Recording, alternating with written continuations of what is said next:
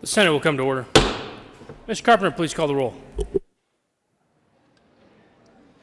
Senators Bridges, Cook, Coram, Crowder, Danielson, Donovan,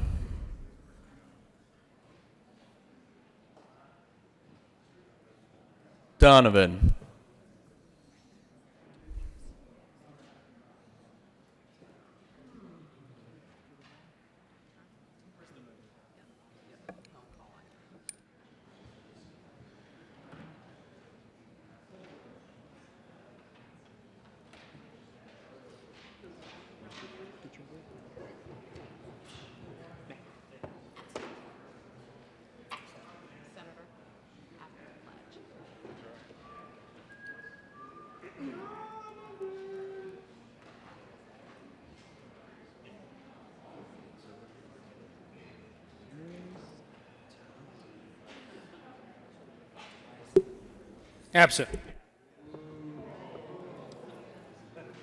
Bimberg, Fields, Foote, Gardner, Janal, Gonzalez, Hanson, Hill, Heisey, Holbert, Lee, Lundeen, Marble, Moreno, Pedersen, Briola, Rankin, Rodriguez, Scott. Excused. Smallwood, Sonnenberg, Story, Tate, Todd, Williams, Winter, Woodward, Zenzinger.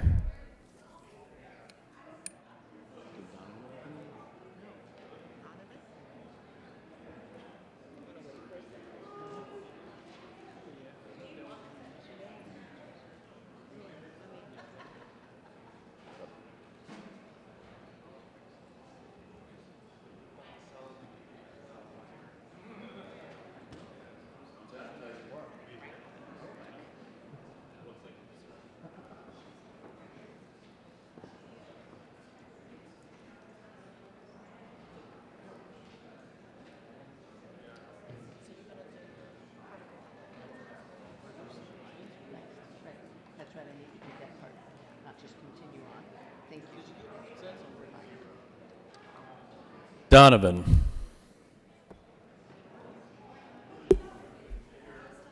Donovan, Mr. President. Here. With 34 present, 0 absent, 1 excused, we have a quorum. Senator Todd, would you please lead us in the Pledge of Allegiance? I would be delighted to. Please join me in pledging to our great United States. I pledge allegiance to the United States and to the republic for which it stands, one nation under God, indivisible, with liberty and justice for all. For everyone. Approval of the journal. Senator Priola. Thank you, Mr. President. I move the reading of the Journal of Monday, March 9th, 2020 be dispensed with, and that the journal be approved as corrected by the Secretary. You have heard the motion. All those in favor say aye. All those opposed, no. The ayes have, and the motion is adopted. Senate Services. Correctly printed, Senate Bill 193, 194, 195, 196, 197, 198, 199, 200, and 201, Senate Memorial 1 correctly engrossed, Senate Bill 183 correctly engrossed, Senate Bill 93 correctly revised, House Bill 1031, 1050, 1062, 1078, 1080, 1108, 1174, 1175, 1176, House Joint Resolution 1004 correctly revised, House Bill 1166 and 1185 correctly enrolled, Senate Bill 1432, 136, and 152. Committee reports. March 9th, 2020, Committee on Judiciary, Ethics, Consideration, Mayor's Committee following House Bill 1229, be amended as follows. Also amended for Committee to hold a favorable recommendation placed on the consent calendar.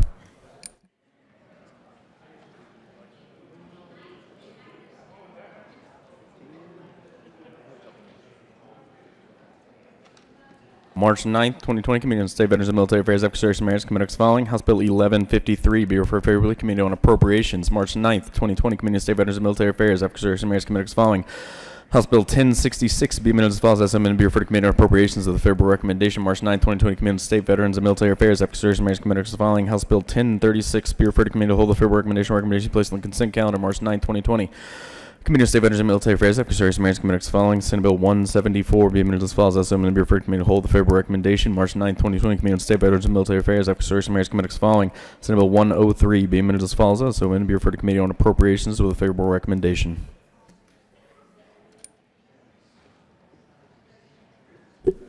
Mr. Majority Leader. Thank you, Mr. President. I move that the Senate proceed out of order to consideration of resolutions. You have heard the motion. All those in favor say aye. All those opposed, no. The ayes having the motion is adopted. The Senate will proceed out of order for consideration of resolutions.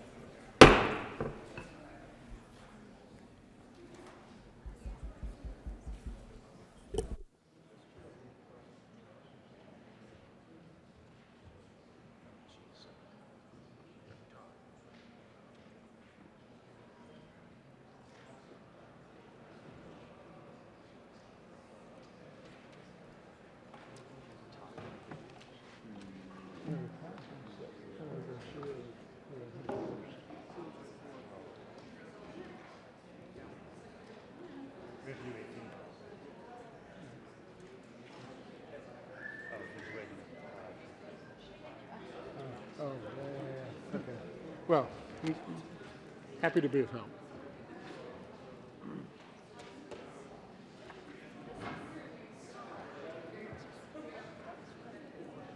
Majority Leader.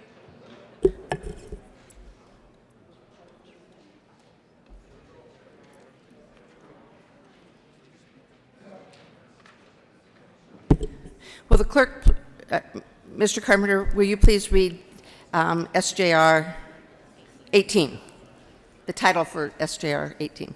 Senate Joint Resolution 18 by Senators Garcia and Hill and Representatives Carver and Snyder concerning declaring Colorado to be the most fitting permanent location for the United States Space Command and in connection therewith urging the Department of Defense to keep the United States Space Command in Colorado.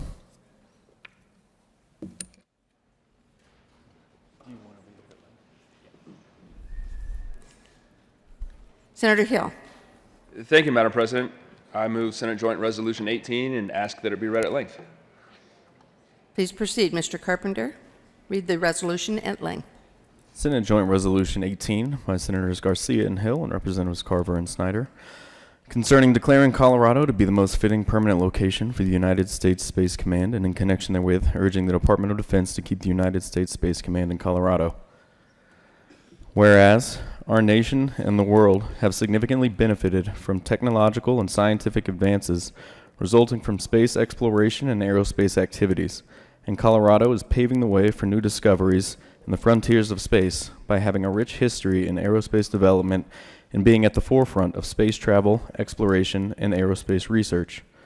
And whereas Colorado is ranked #1 in the country for aerospace employment with a strategically located aerospace center of excellence with over 30,000 Coloradans directly employed in aerospace and a payroll exceeding $3.9 billion. An aerospace cluster that supports more than 190,000 jobs and 7.5% of Colorado's labor income derived from Department of Defense employment and 6.5% of the state's gross state product that is DoD related.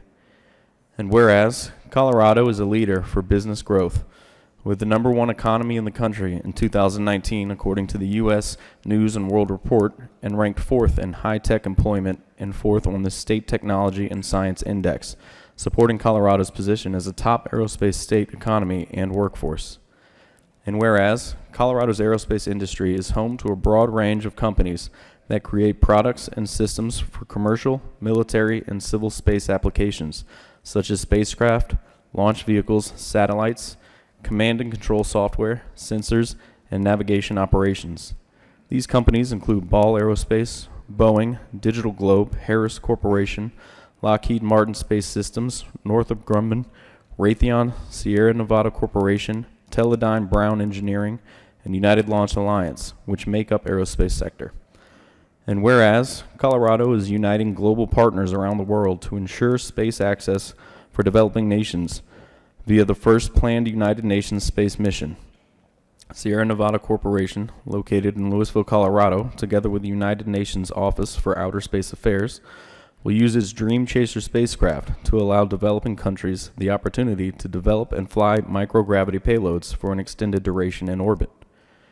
And whereas Colorado has an existing educated workforce ranked second in the nation, with residents with a bachelor's degree or higher, and a pipeline of higher institutions to sustain future growth. We are home to the United States Air Force Academy and many colleges and universities, including the University of Colorado Boulder and the University of Colorado, Colorado Springs, Colorado School of Mines, Colorado State University, Metropolitan State University of Denver, University of Denver, Colorado Mesa University, and Fort Lewis College. Altogether, they provide access to world-class aerospace-related degrees and offer aerospace companies one of the country's most educated workforces.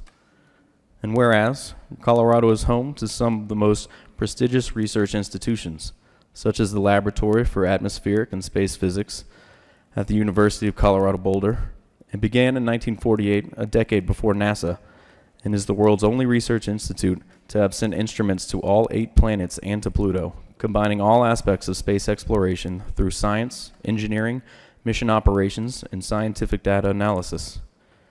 And whereas Colorado is also home to the National Oceanic and Atmospheric Administration's Space Weather Prediction Center, a world-leading center of predictions of the solar and near-Earth space environment and the nation's official source of watches, warnings, and alerts of incoming solar storms, using satellite observations to protect and save lives and property. And whereas Colorado is strategically located at the center of our national and space defense, we are the home to 5 key strategic military commands: North American Aerospace Defense Command, United States Northern Command, United States Strategic Command's Joint Functional Component Command for Space Missile Warning Center, the United States Air Force Space Command, and the United States Army Space and Missile Defense Command Army Forces Strategic Command, and 5 military installations including United States Air Force Bases Buckley, Cheyenne Mountain, Peterson and Shriver, and Fort Carson Army Base. And whereas the 460th Space Wing at Buckley Air Force Base provides operational command and control of 3 constellations of space-based infrared missile warning systems, has been defending America continuously since 1970, and is a critical part of global defense and national security. And whereas Colorado is already the center for United States military space operations and strategy.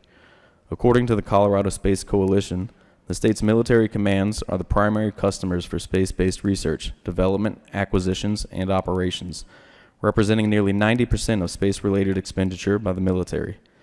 Moving the United States Space Command to any other location other than Colorado will be incredibly disruptive to the national defense strategy.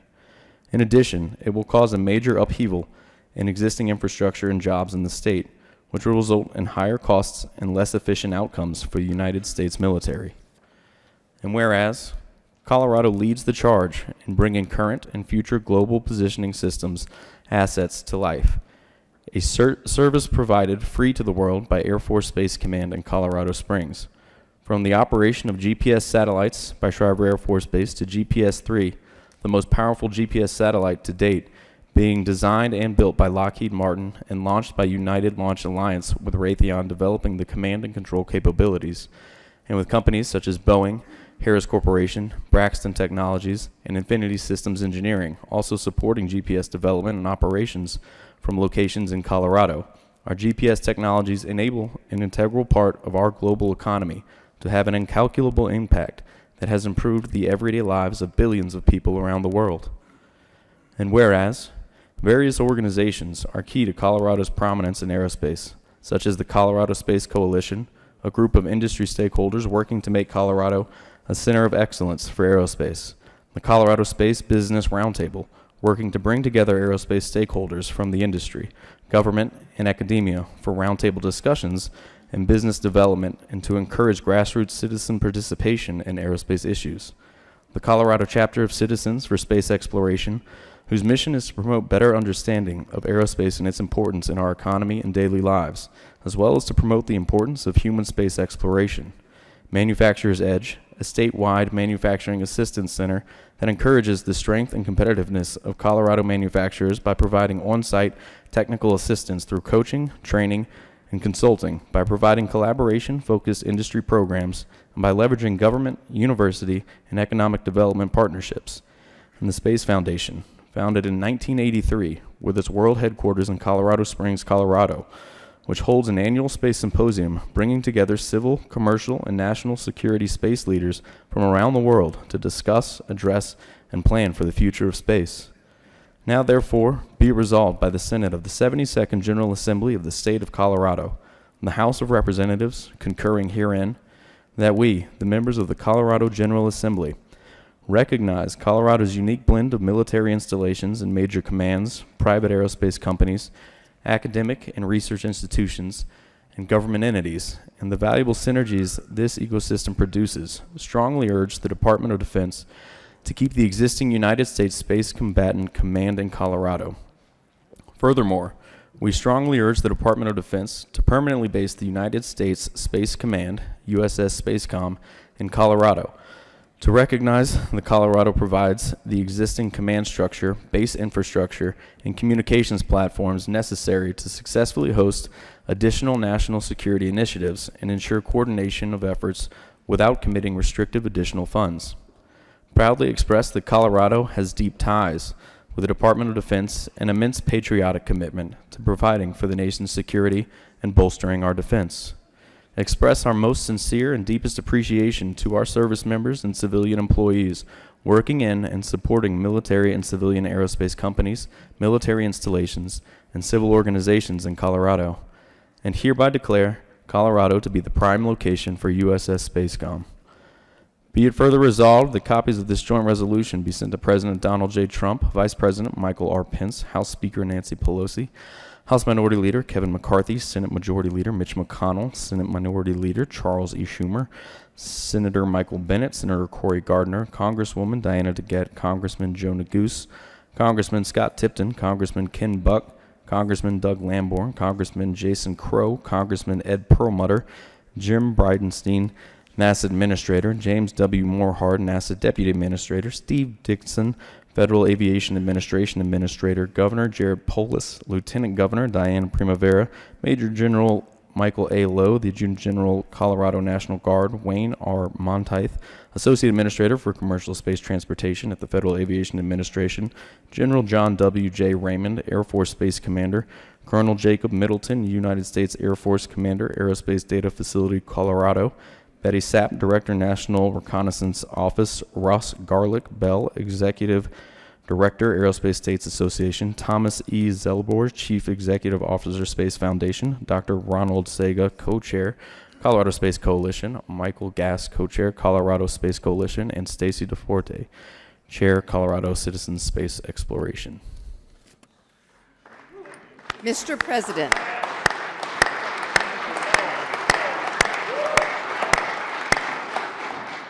Mr. President. Thank you, Madam President. Members, thank you for being patient this morning. This is a really important resolution that I'm happy to be joined by my good colleague from El Paso County. I'm excited to present to you Senate Joint Resolution 18 concerning keeping Colorado Space Command here in Colorado. This is a once-in-a-lifetime opportunity for Colorado and to serve as the new permanent home for the United States Space Command, and I'm excited about this opportunity not only as a proud Coloradan, as a United States Marine, but also as the father of a future Air Force Academy graduate. Colorado's rich military presence makes Colorado key for being what could be a wonderful opportunity to call Space Command here home. And beyond our preparedness with the Space Command Center, it will enhance our already thriving economy and bring great pride to Colorado everywhere. So I'd encourage an aye vote on this resolution. Senator Hill. Thank you, Madam President. Colleagues, if I'd have known how long that resolution was, maybe we could have been a little more strategic about reading it at length. You know, the reality, though, is we read a bunch of stuff off, and it's easy to say just the next thing and the next thing and the next thing, but the reality is that's a truncated version of how important space, aerospace, Space Command is to Colorado. And it's not just important from a military side. It's easy to think on that, but to recognize from what we do at the School of Mines and rare earth elements and what we are building our satellites with, to the work and Joe Rice and Lockheed Martin and this advanced manufacturing, all of the stuff we talk about in Education Committee, all of the stuff we talk about in using responsibly our natural resources, all the things we talk about in Technology Committee, all of that comes together with Space Command as part of the future of our nation, the future of national security in the United States. There is no better place in the United States for Space Command to be headquartered than right here in Colorado. So it's an honor to be a part of it, a bipartisan effort, from a state level effort from the governor down to the state Senate and the state House, our local elected officials all saying Colorado is the best place possible to locate Space Command. And we ask for your support, ask for encouragement, ask for your continued advocacy on behalf of not just present Coloradans that are involved, but future of Coloradans, our children and our children's children, who will have richer opportunities, a richer future to be a part of this national security space by having Space Command located right here. Colleagues, respectfully ask for your support. Is there any discussion? Seeing none. The motion is the adoption of Senate Joint Resolution 18. Are there any no votes? With a vote of 34 ayes, 0 noes, and 1 excused, Senate Joint Resolution 18 is adopted.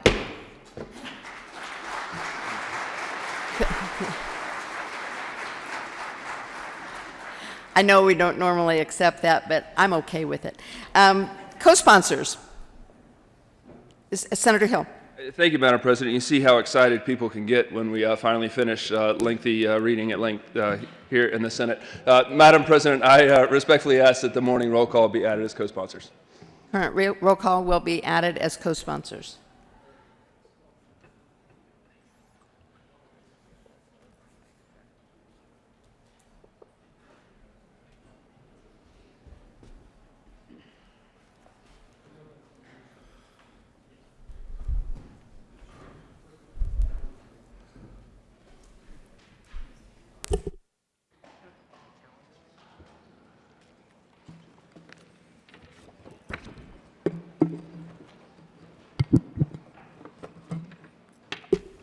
Guests in the gallery, please be reminded that clapping is prohibited in the Senate. Mr. Carpenter, please read the title to Senate Resolution 004.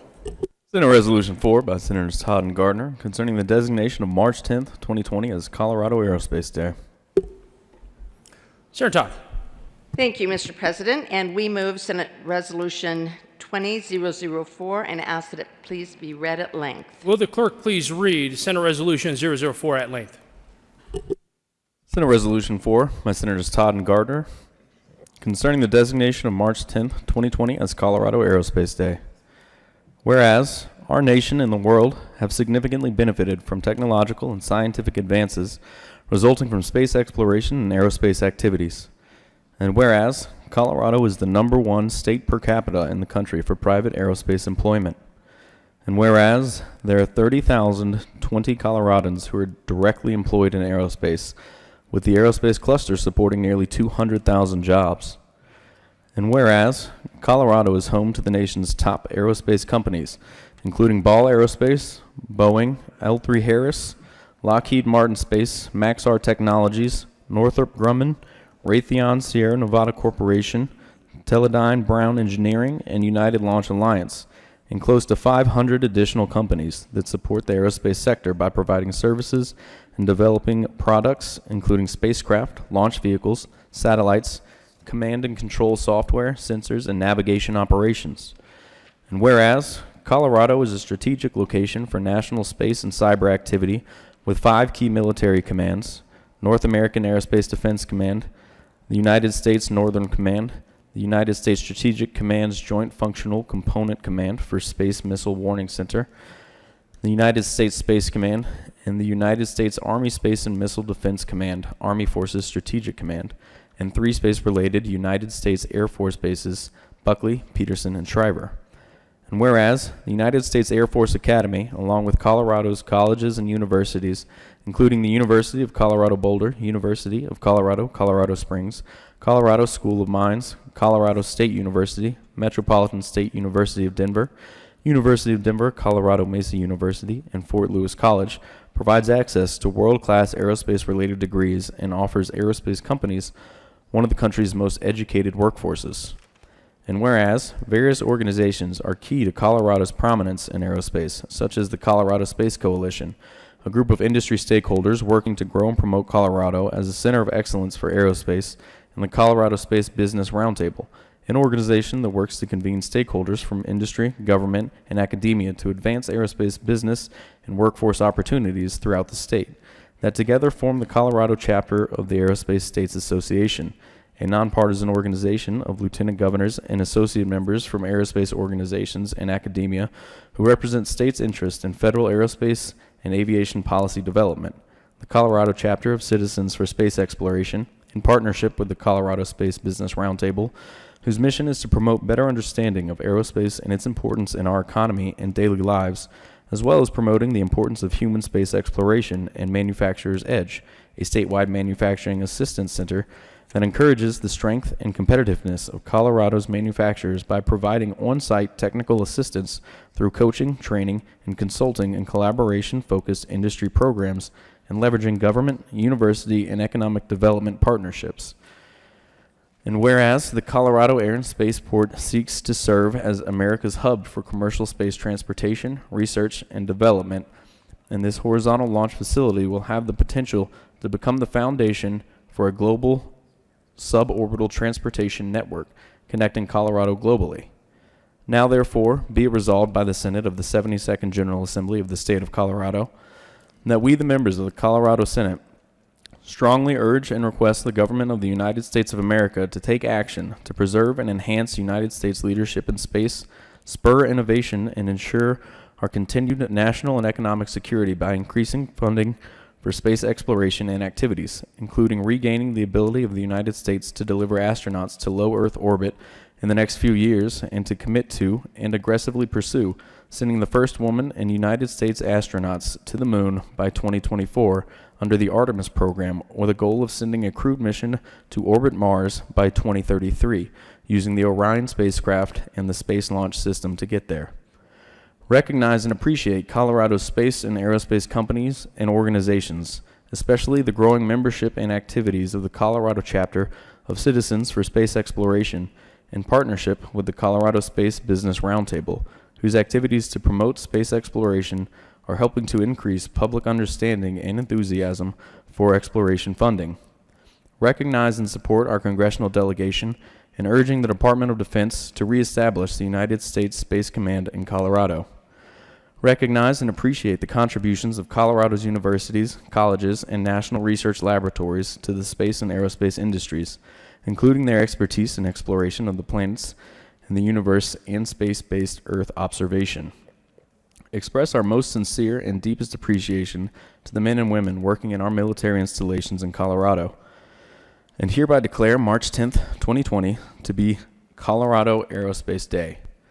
Be it further resolved that copies of this resolution be sent to President Donald Trump, Vice President Mike Pence, Speaker of the House of Representatives Nancy Pelosi, House Minority Leader Kevin McCarthy, Senate Majority Leader Mitch McConnell, Senate Minority Leader Charles Schumer, Senator Cory Gardner, Senator Michael Bennet, Congresswoman Diana DeGette, Congressman Joe Neguse, Congressman Scott Tipton, Congressman Ken Buck, Congressman Doug Lamborn, Congressman Jason Crow, Congressman Ed Perlmutter, Jim Bridenstine, NASA Administrator Daniel K. Elwell, Deputy Administrator, Federal Aviation Administration, Governor Jared Polis, Lieutenant Governor and Co-Chair, Colorado Space Coalition, Diana Primavera, Major General Michael A. Lowe, the Adjutant General, Colorado National Guard, General John Raymond, Commander U.S. Space Command and Commander Air Force Space Command, Colonel Devin Pepper, United States Air Force Commander of the 460th Space Wing, Buckley Air Force Base, Colorado, Dr. Christopher Scales, Director, National Reconnaissance Office, Ross B. Garlick, Bell, Executive Director, Aerospace States Association, Thomas E. Zellborn, Chief Executive Officer, Space Foundation, Dr. Ronald M. Sega,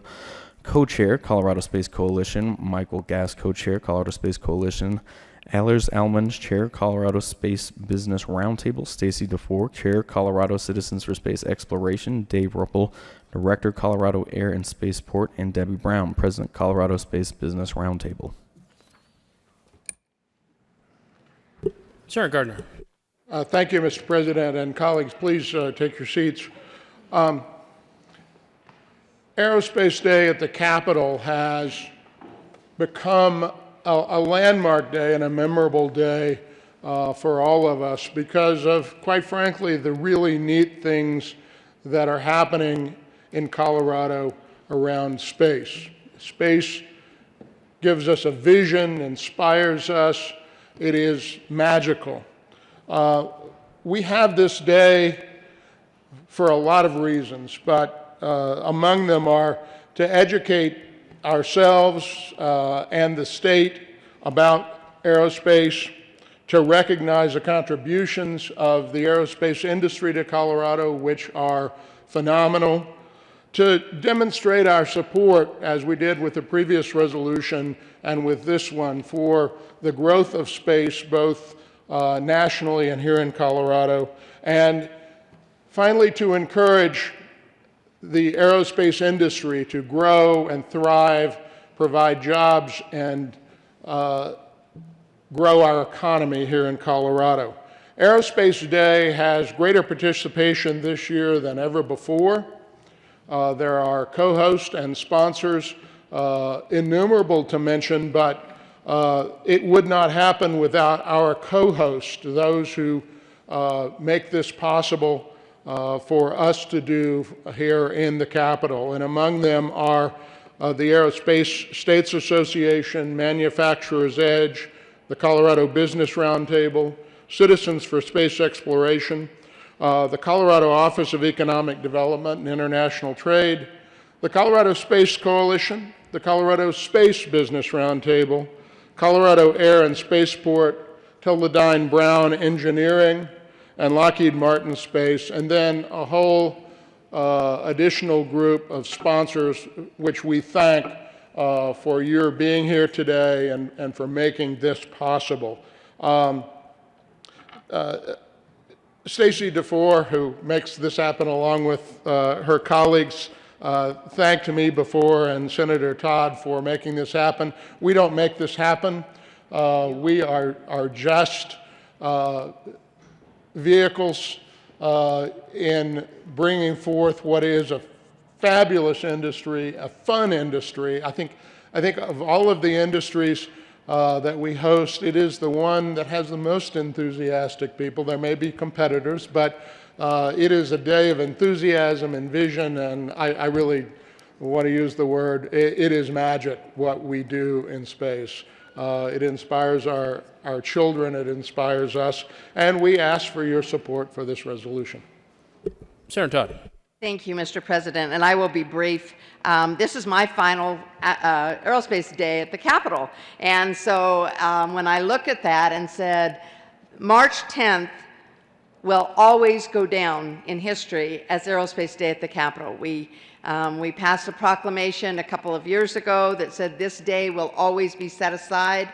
It will always be a day for us to recognize and honor those that are in the aerospace industry, and also, more importantly, to have the exhibits that are set up down on the first floor for people who are coming to the Capitol to visit, to message to our youth, this is the future. There are jobs available.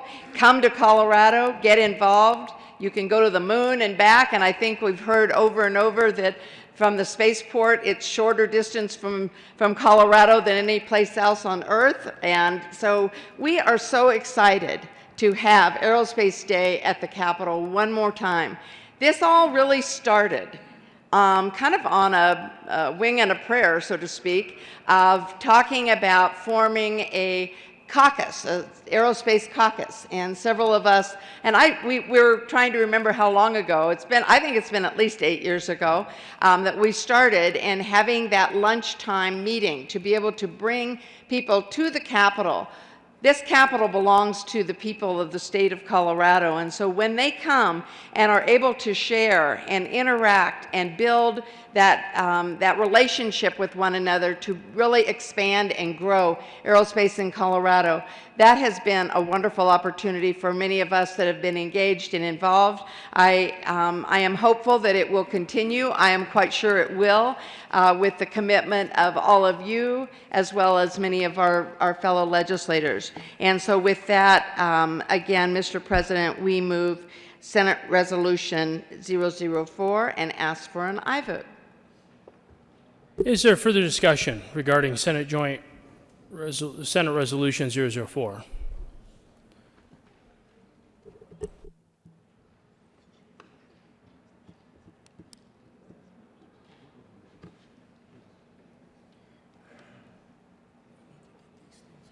Seeing none, the motion before the body is the passage of Senate Resolution 004. Are there any no votes? With a vote of 34 ayes, 0 noes, 0 absent, and 1 excused, Senate Resolution 004 is passed. Co-sponsors, Senator Gardner. Thank you, Mr. President. Without objection, we request that the current roll call be added as co-sponsors. Seeing no objection, the current roll call will be added as co-sponsors on Senate Resolution 004. The Senate will stand in a recess to, well, Senator Todd. Thank you. Mr. President, may I ask for a moment of personal privilege? Granted.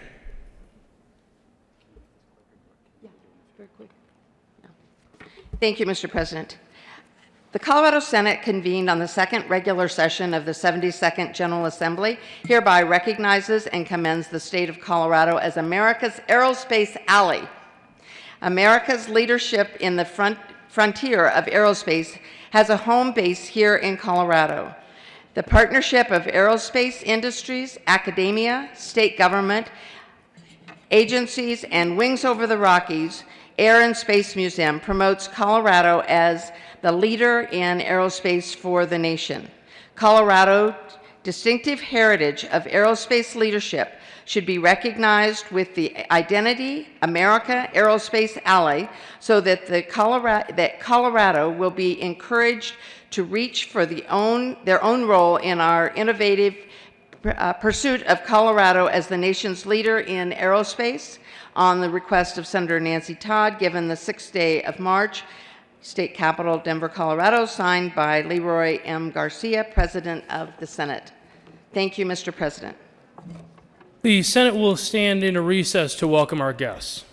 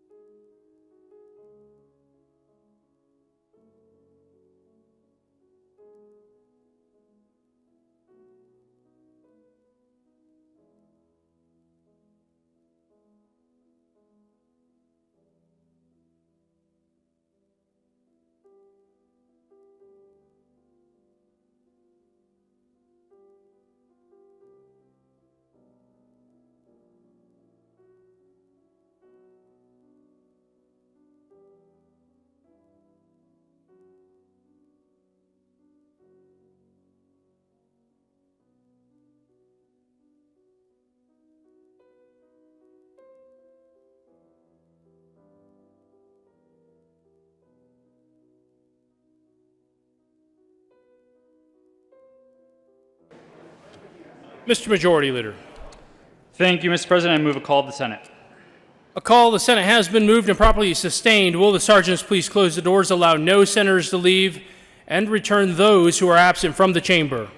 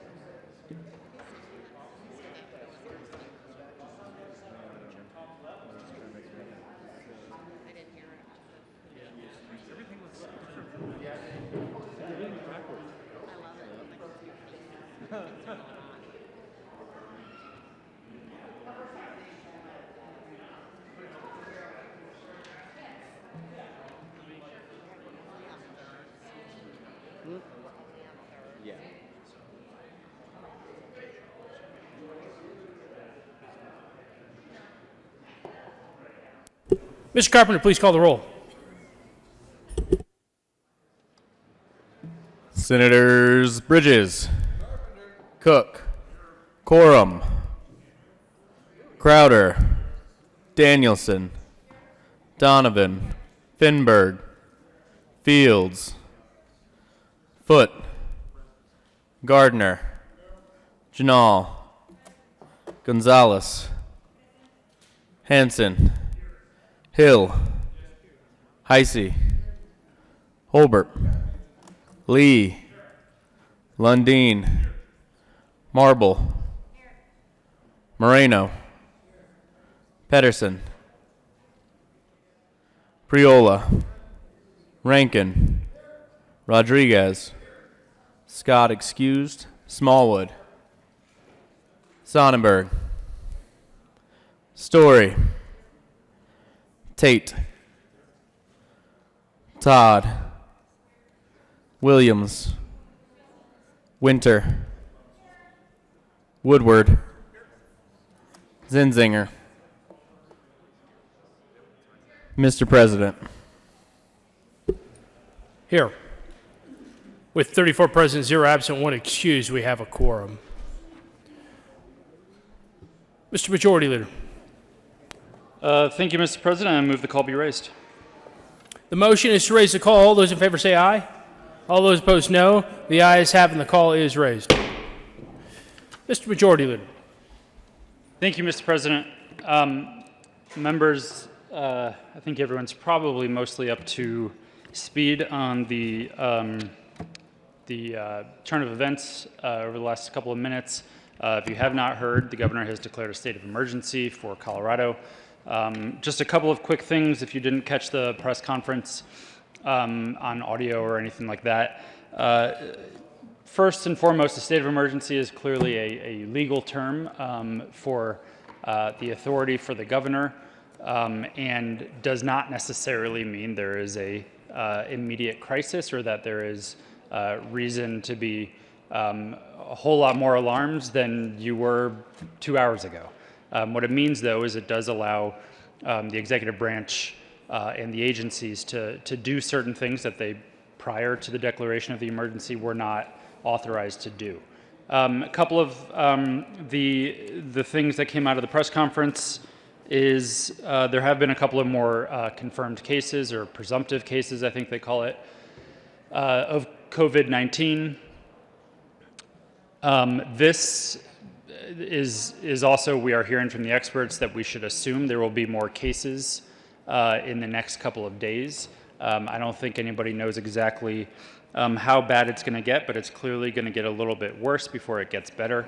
as we have seen in other places where they have had more cases. A couple of the things that he did announce is I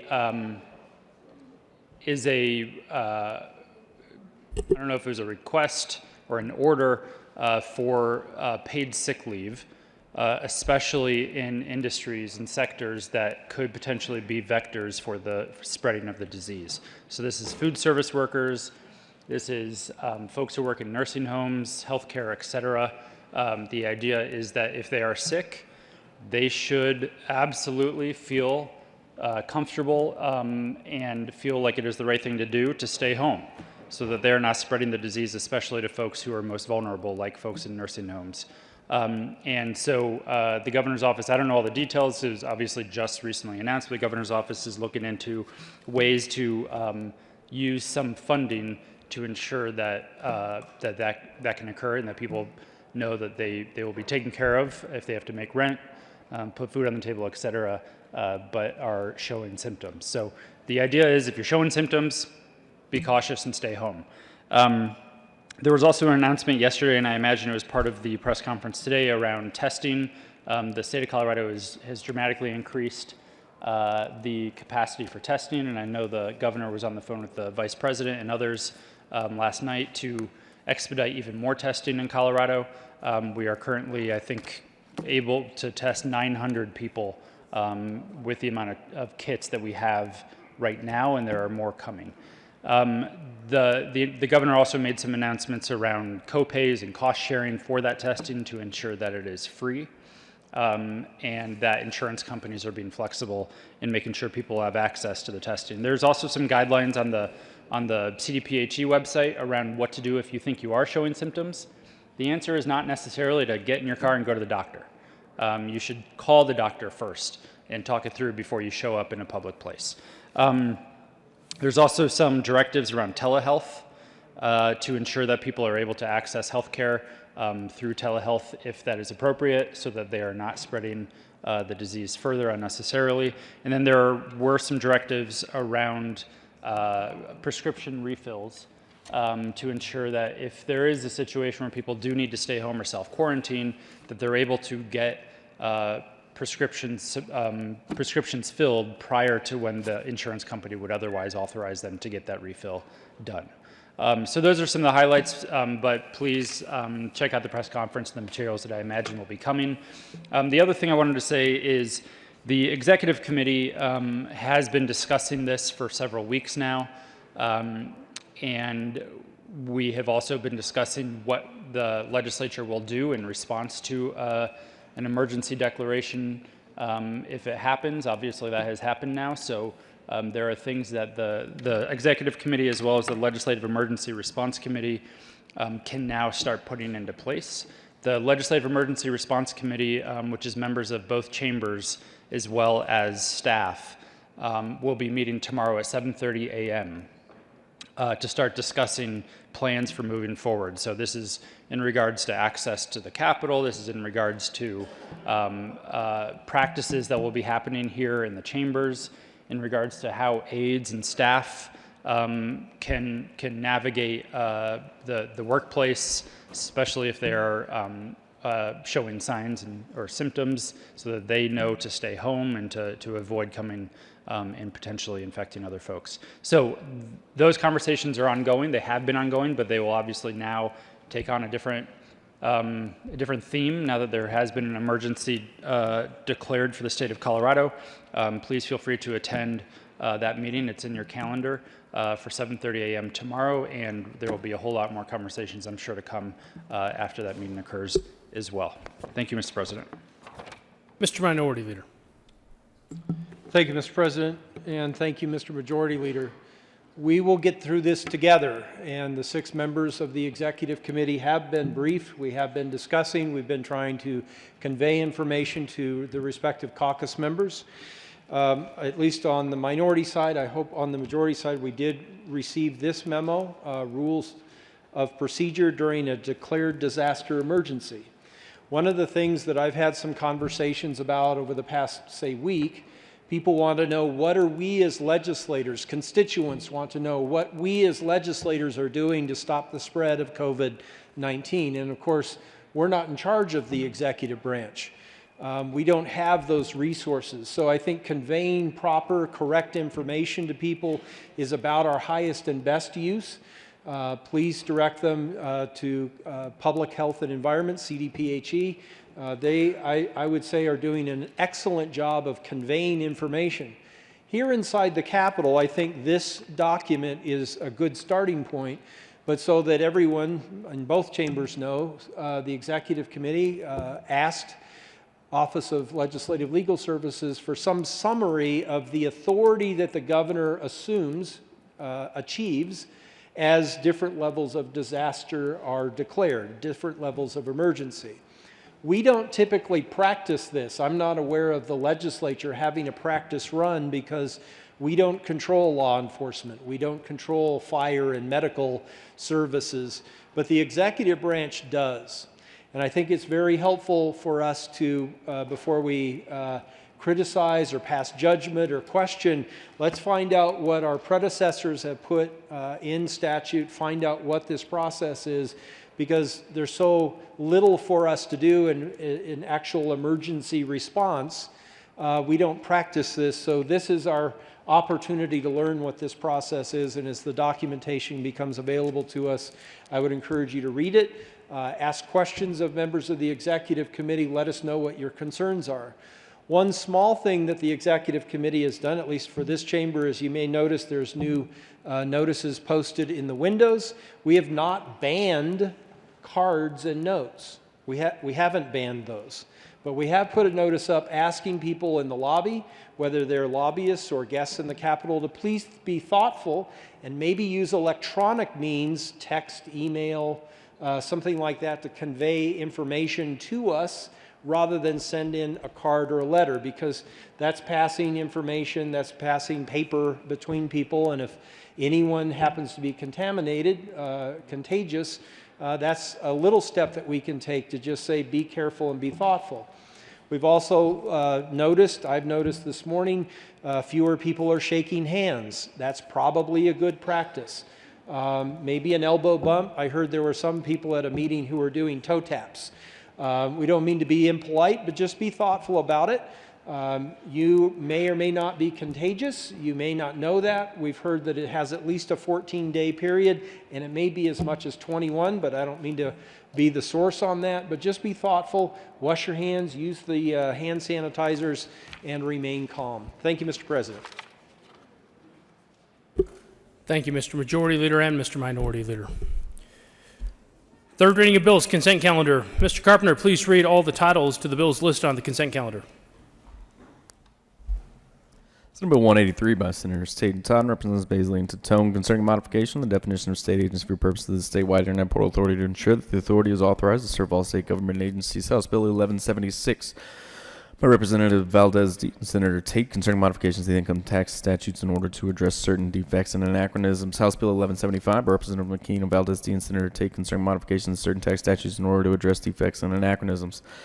House Bill 1174 by Representative McKean and Valdez D. and Senator Tate, concerning modifications to the sales tax statutes in order to address certain defects and anachronisms. House Bill 1062 by Representative McLaughlin and Senator Quorum, concerning clarifications of the Colorado Student Free Expression Law. House Bill 1108 by Representative McLaughlin and Senator Quorum, concerning the composition of the Board of Trustees for Fort Lewis College. House Bill 1050 by Representatives Hooten and Larson and Senator Janal and Tate, concerning the distribution of drugs by other outlet pharmacies. Mr. Majority Leader. Thank you, Mr. President. I move the passage of all the bills in the third reading of bills consent calendar, which includes Senate Bill 183, as well as House Bills 1176, 1175, 1174, 1062, 1108, and 1050. Is there any discussion on any of the bills? Seeing none, the motion is the passage of all the bills on the third reading of bills consent calendar. Are there any no votes on any of the bills on the third reading bills of consent calendar?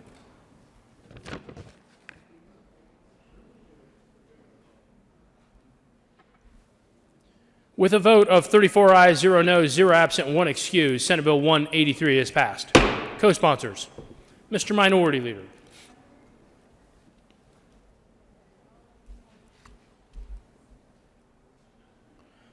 Senator Zenzinger. Senator Moreno.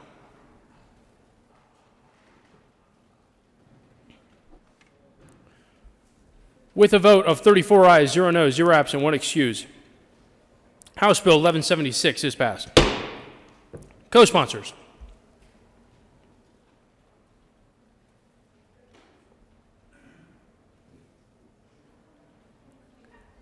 With a vote of 34 ayes, 0 noes, 0 absent, 1 excused, House Bill 1175 is passed. Co-sponsors.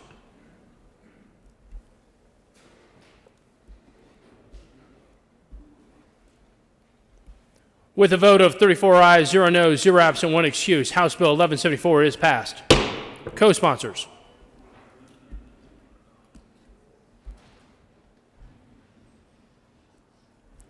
With a vote of 34 ayes, 0 noes, 0 absent, 1 excused, House Bill 1162 is passed. Co-sponsors.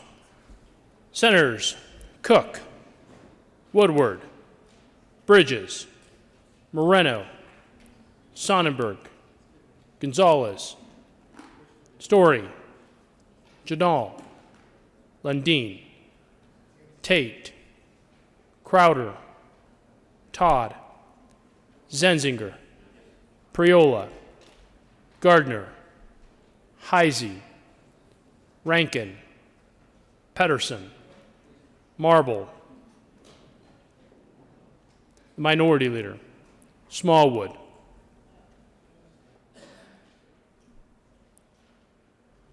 Please add the President. With a vote of 34 ayes, 0 noes, 0 absent, and 1 excused, House Bill 1108 is passed. Co-sponsors. Senators Bridges, Moreno, Rankin, Tate, Story, Crowder, Todd,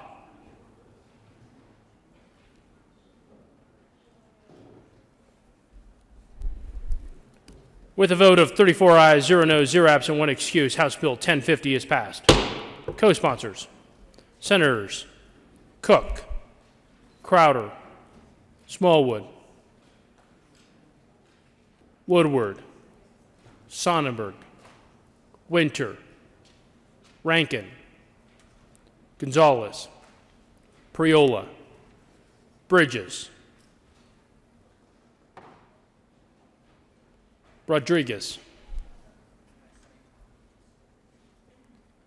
Please add the President. Third reading of bills, final passage. Mr. Carpenter, will you please read the title to House Bill 1031?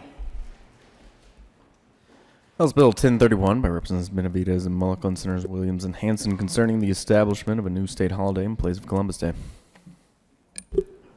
Senator Williams. Thank you, Mr. President. We move House Bill 1031 on third reading and final passage and ask you for an aye vote. Is there any discussion? Senator Gardner. Thank you, Mr. President. Mr.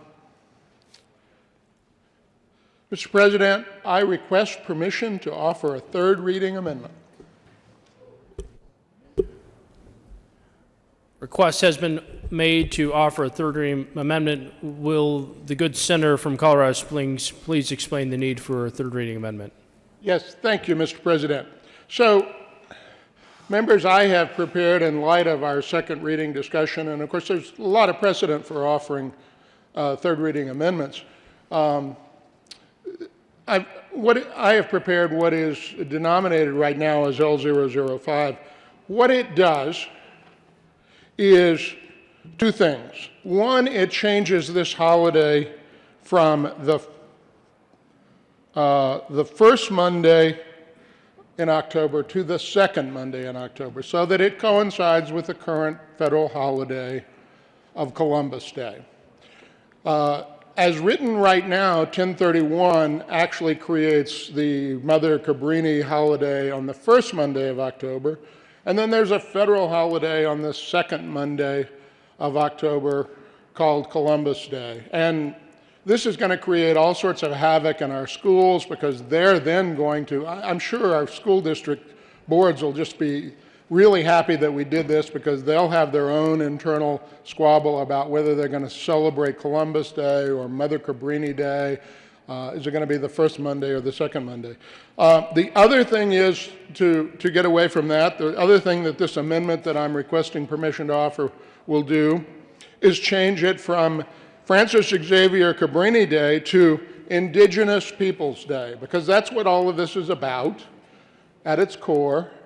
I offered Native American Appreciation Day, and there was a suggestion from my colleague from Denver that it should be Indigenous Peoples Day, perhaps, or why didn't I do that? And I was in a position to do that yesterday, but I had that amendment prepared. That is the reason I am requesting it, and I renew my request, Mr. President.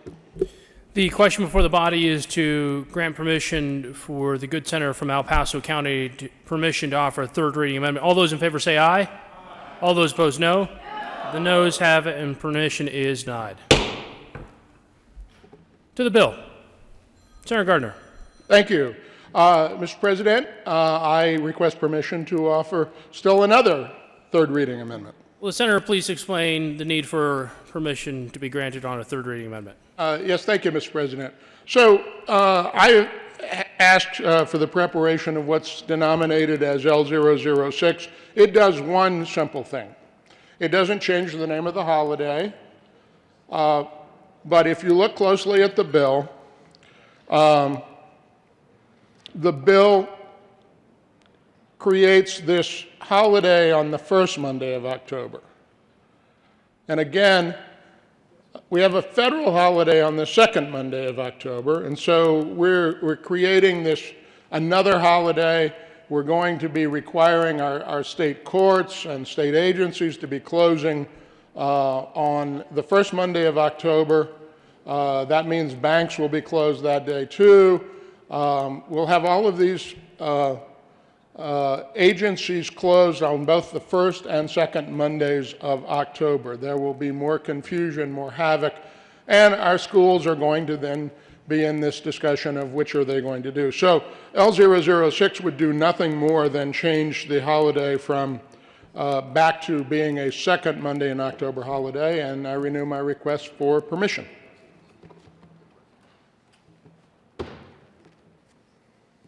Mr. Minority Leader. Thank you, Mr. President. Well, I think if memory serves, I may have just saw or experienced a first, and that was denying the request to offer an amendment in this chamber. It may have happened, I'm not sure, but it's certainly rare. Rather like a request to take a bill off of consent calendar, that customarily, I think, is honored. And I would ask on the second amendment, Mr. President, if it is in order, I believe a roll call vote is always in order. I would ask that we at least honor the request, if not the amendment. Members, there are several solutions here to the question at hand, and permission is generally granted for consideration. However, it is uncustomary to offer potential amendments that were offered during seconds as a thirds for substitutes for permission. So you're right, Mr. Minority Leader, in regards to whether or not a roll call could be requested, but it is also uncustomary to do that practice as well. The question before the body is to offer permission to the good senator from El Paso County request for permission to offer a third reading amendment. All those in favor say aye. Aye. All those opposed, no. The noes have it, and permission is declined.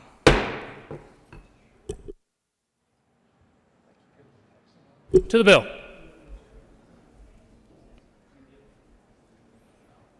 Senator Hansen. Thank you, Mr. President. I renew our motion for passage on third reading of the bill and ask for an aye vote.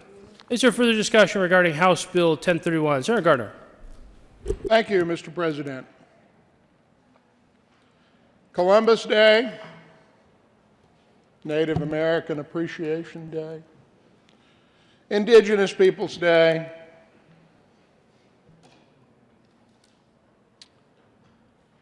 Francis Xavier Cabrini Day. I have sort of long ago given up on what anyone calls the day.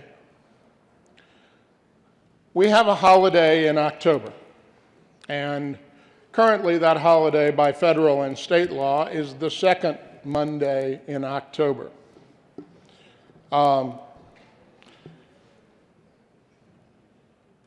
People have parades, there's competing parades and competing demonstrations. All fine by me. It's a great country we live in. But what this bill does that I do find so objectionable as a practice matter, as an economic matter, all of that is it doesn't simply rename what is currently the federal holiday of Columbus Day. That will remain, everyone, because the federal government has set that holiday. Now, maybe the state of Colorado is not going to observe that federal holiday. That's kind of an interesting thing. But that'll create a lot of interesting conundrums. The federal courthouse will be closed on the second Monday, but the state courthouse is going to be closed on the first Monday. Are the banks going to be closed on both Mondays? They observe the federal holiday. Will they observe the state holiday? The school boards, they're going to love this because they'll be thrown into a whole discussion of whether they ought to observe Columbus Day or Mother Cabrini Day, and that'll become a political football for them. I'm sure we'll receive a lot of notes of appreciation from our school boards for creating that controversy when they have really more important things to do and they just wanted to observe whatever holiday was on the calendar. But now there'll be two of them. And you could say, well, they can take them both, but we already have enough difficulty getting enough school days in. Seriously, members, I made an offer of a third reading amendment, and that was not one that I had done on second because it wasn't readily apparent and should have been to me that we're creating one more day in October for everyone to fight over. We ought to just leave it the second Monday, and the state of Colorado ought to declare it the whatever you wish to celebrate day, and we could even say, by way of example, that's what we ought to do, because this for some people is an end run to create another holiday. And I'm not against holidays. I don't take them myself because I'm self-employed. So it just doesn't work that way. When you work for yourself, you don't give yourself the day off. If you own a store, if you own any kind of a business, this bill is going to create more confusion, and it's not about whether it's Columbus or Mother Cabrini or Native Americans or indigenous people. It's about having a federal holiday on one day and a state holiday on the other in October, one Monday and the next Monday. We didn't need to do that. That did not have to happen. I urge a no vote for that reason. Senator Hansen. Thank you, Mr. President, and would have loved to have had this conversation on seconds where I think it would have been more appropriate. Happy to do it on thirds. Members, this was a very intentional part of the bill, and I ask for your support for the bill as written. This was part of the compromise that was worked out over thousands of hours of meetings and consultations with the hundreds of people that have been involved with this for decades. We felt like this was the appropriate way to move forward. We, the General Assembly of Colorado, get to decide what are the state holidays. We can have no impact on what the federal government decides in this matter. They can decide if they want to continue Columbus Day or not. We didn't want to overlap with that, and so selected this in a very purposeful way so that the state can celebrate one of our local heroes on the first Monday in October. There's no overlap with the federal decision. We are making a state decision here, and I ask for your support of the bill as written. Thank you. Having no further discussion before the body, the motion before us is the passage of House Bill 1031 on third reading, final passage. Are there any no votes? Mr. Minority Leader, Senators Sonnenberg, Priola, Coram, Marble, Gardner, Tate, Rankin, Smallwood, Cook, Lundin, Crowder, Hill, Heisey, Woodward.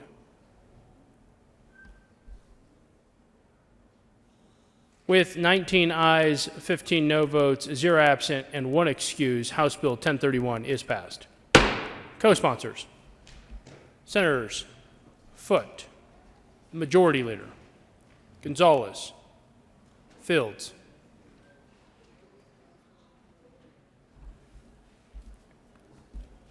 Mr. Carpenter, please read the title to House Bill 1080. House Bill 1080 by Representatives Gray and Van Winkle and Senators Gonzalez and Marble concerning repealing the residency licensing requirement for marijuana licenses. Senator Gonzalez. Thank you, Mr. President. We move House Bill 1080 on third reading and final passage and ask for an aye vote. Is there any discussion? Seeing none, the motion before the body is the passage of House Bill 1080 on third reading, final passage. Are there any no votes? Senators Cook, Sonnenberg, Crowder, Heisey,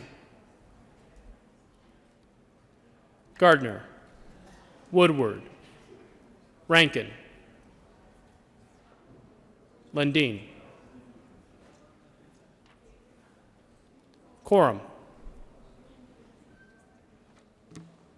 With a vote of 25 ayes, 9 no votes, 0 absent, 1 excused, House Bill 1080 is passed.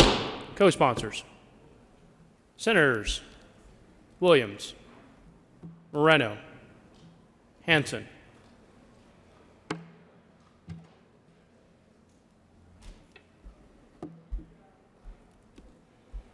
Mr. Carpenter, please read the title of House Bill 1078. House Bill 1078 by Representative Hawkins, Lewis, and Malcolm, Senator Winter concerning prescription drug claims submitted by a pharmacy and in connection therewith prohibiting retroactive fees.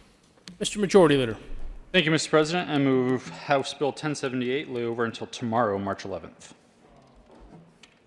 The motion is to lay over House Bill 1078 until 3/11/20. All those in favor say aye. All those opposed, no. The ayes have it, and House Bill 1078 will lay over until 3/11/20 and retain its place on the calendar.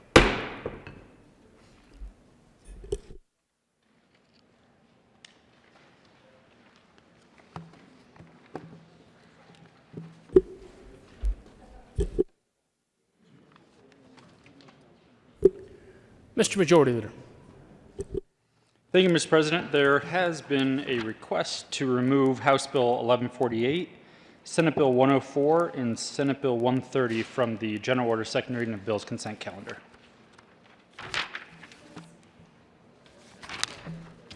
That was House Bill 1148, Senate Bill 104, and Senate Bill 130.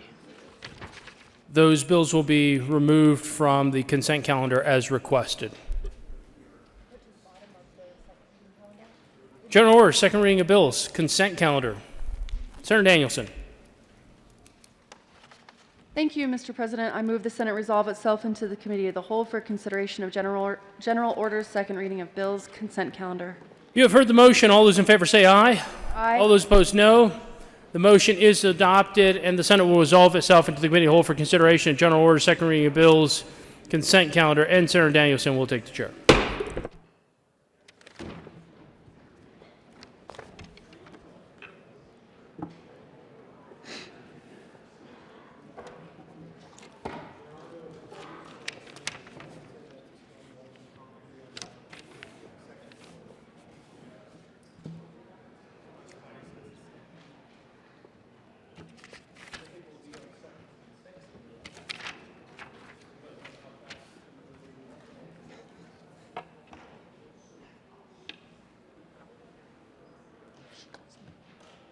The committee will come to order, and the coat rule is relaxed for everyone in the Senate.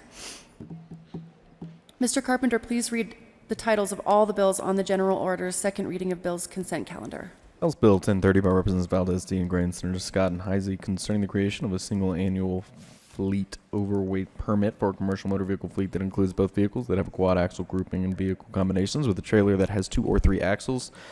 House Bill 1167 by Representative Arndt, Senator Moreno concerning the relocation of the definition of alternative fuel from a part of the statutes in which the definition is no longer referenced to a part of the statutes in which the definition is referenced. House Bill 1101 by Representative Wilson and Senators Heisey and Todd concerning the referral of a prospective resident to an assisted living residence by an assisted living residence referral agency. Senate Bill 184 by Senators Bridges and Lundeen and Representatives Kipp and Buck concerning financial literacy standards for public schools. House Bill 1161 by Representative Byrd and Senators Winter and Tate concerning the allocation of private activity bonds and in connection therewith eliminating the bond allocation committee requiring the state housing board to assume the allocation related functions of the committee and eliminating the cap on the direct allocation fee paid to the Department of Local Affairs. House Bill 1093 by Representatives McCluskey and Wilson, Senators Donovan and Rankin concerning county authority to license and regulate short-term lodging rentals. House Bill 1029 by Representative Belton, Senators Heisey concerning the authority of an elected county officer to elect to receive a lower salary than the amount provided for by law. Senate Bill 33 by Senators Tate and Fields and Representative Lontine concerning access to the Medicaid buy-in program for certain working adults with disabilities who have become ineligible for the program due to age. Senate Bill 42 by Senators Rodriguez and Fields and Representative Singer concerning the reauthorization of the Legislative Oversight Committee concerning the treatment of persons with behavioral health disorders in the criminal juvenile justice system. Senate Bill 57 by Senator Lee and Representative Snyder and Cutter concerning the inclusion of firefighters employed by the Department of Public Safety and the Division of Fire Prevention and Control in certain employee benefits. Senate Bill 178 by Senators Zenzinger and Danielson, Representative Carver, Michael and Jenny concerning a license plate to honor women veterans who have disabilities. Mr. Majority Leader. Thank you, Madam Chair. I move for the adoption of all the bills on the consent calendar and their associated committee reports, which includes House Bill 1030, House Bill 1167, House Bill 1101, Senate Bill 184, House Bill 1161, House Bill 1093, House Bill 1029, along with the Local Government Committee report, Senate Bill 33, along with the Health and Human Services Committee report and the Appropriations Committee report, Senate Bill 42, along with the Judiciary Committee report and the Appropriations Committee report, Senate Bill 57, along with the Appropriations Committee report, and Senate Bill 178, along with the Transportation and Energy Committee report and the Appropriations Committee report. Is there any discussion on any of the committee reports on the calendar? Seeing none, the motion before the body is the adoption of all the committee reports on the general order, second reading of bills consent calendar. All those in favor say aye. Aye. All those opposed say no. The ayes have it, and all the committee reports are adopted.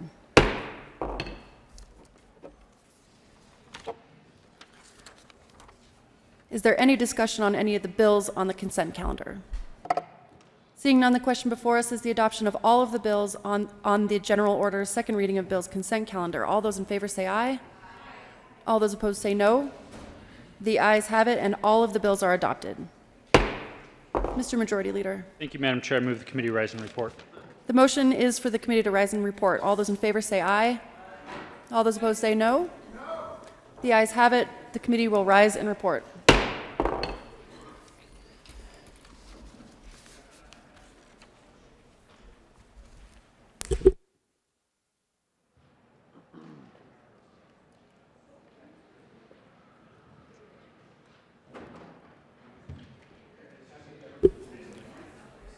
The Senate will come to order. Senator Danielson. Thank you, Mr. President. The committee has had a number of bills under consideration. Mr. Carpenter, please read the report. Mr. President, your committee will basically reports that in consideration of 5 test bills being second reading. The government makes following recommendations on Senate Bill 184, Senate Bill 33, as amended, Senate Bill 42, as amended, Senate Bill 57, as amended, Senate Bill 178, as amended, passed second read order, gross place counter for third reading and final passage. House Bill 1030, House Bill 1167, House Bill 1101, House Bill 1161, House Bill 1093, House Bill 1029, as amended, passed second read order, revised, and place counter for third reading and final passage. Senator Danielson. Thank you, Mr. President. I move the report. The motion is for the adoption of the committee of the whole report. Are there any no votes? With a vote of 34 ayes, 0 noes, 0 absent, 1 excused, the committee of the whole report is adopted. Senate Bill 184, Senate Bill 033, as amended, Senate Bill 042, Senate Bill as amended. Senate Bill 057 as amended. Senate Bill 178 as amended. Passed on second reading, ordered, engrossed, and placed on the calendar for third reading, final passage. House Bill 1030, House Bill 1167, House Bill 1101, House Bill 1161, House Bill 1093, House Bill 1029 as amended. Passed on second reading, ordered, revised, and placed on the calendar for third reading, final passage.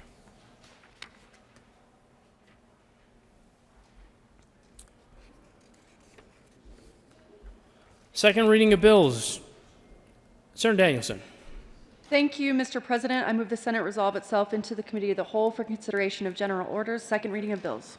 You have heard the motion. All those in favor say aye. Aye. All those opposed, no. The ayes have it. The motion is adopted. The Senate will resolve itself in the Committee of the Whole for consideration of general orders, second reading of bills. And Senator Danielson will take the chair.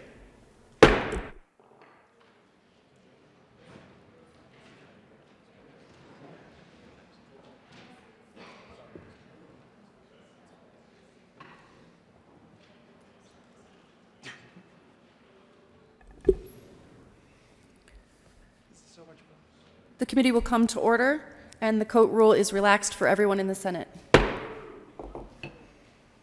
Mr. Carpenter, please read the title to House Bill 1155.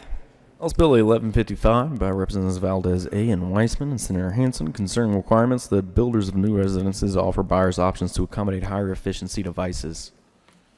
Senator Hansen. Thank you very much, Madam Chair. And members, I move House Bill 1155 on general orders, second reading of bills.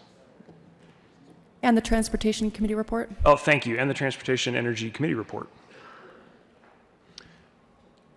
Thanks to the committee report, Senator Hansen. Thank you very much, Madam Chair. Members, in the Transportation and Energy Committee report, we made a couple small technical changes to the bill as it came out of the House and ask for your support for those changes. Is there further discussion on the committee report? Seeing none, the question before us is the adoption of the committee report. All those in favor say aye. All those opposed say no. The ayes have it. The Transportation and Energy Committee report is adopted. To the bill. Senator Hansen. Thank you very much, Madam Chair. Unfortunately, in the committee, we missed one small technical change that we still need to make, and so I therefore move L009 to House Bill 1155.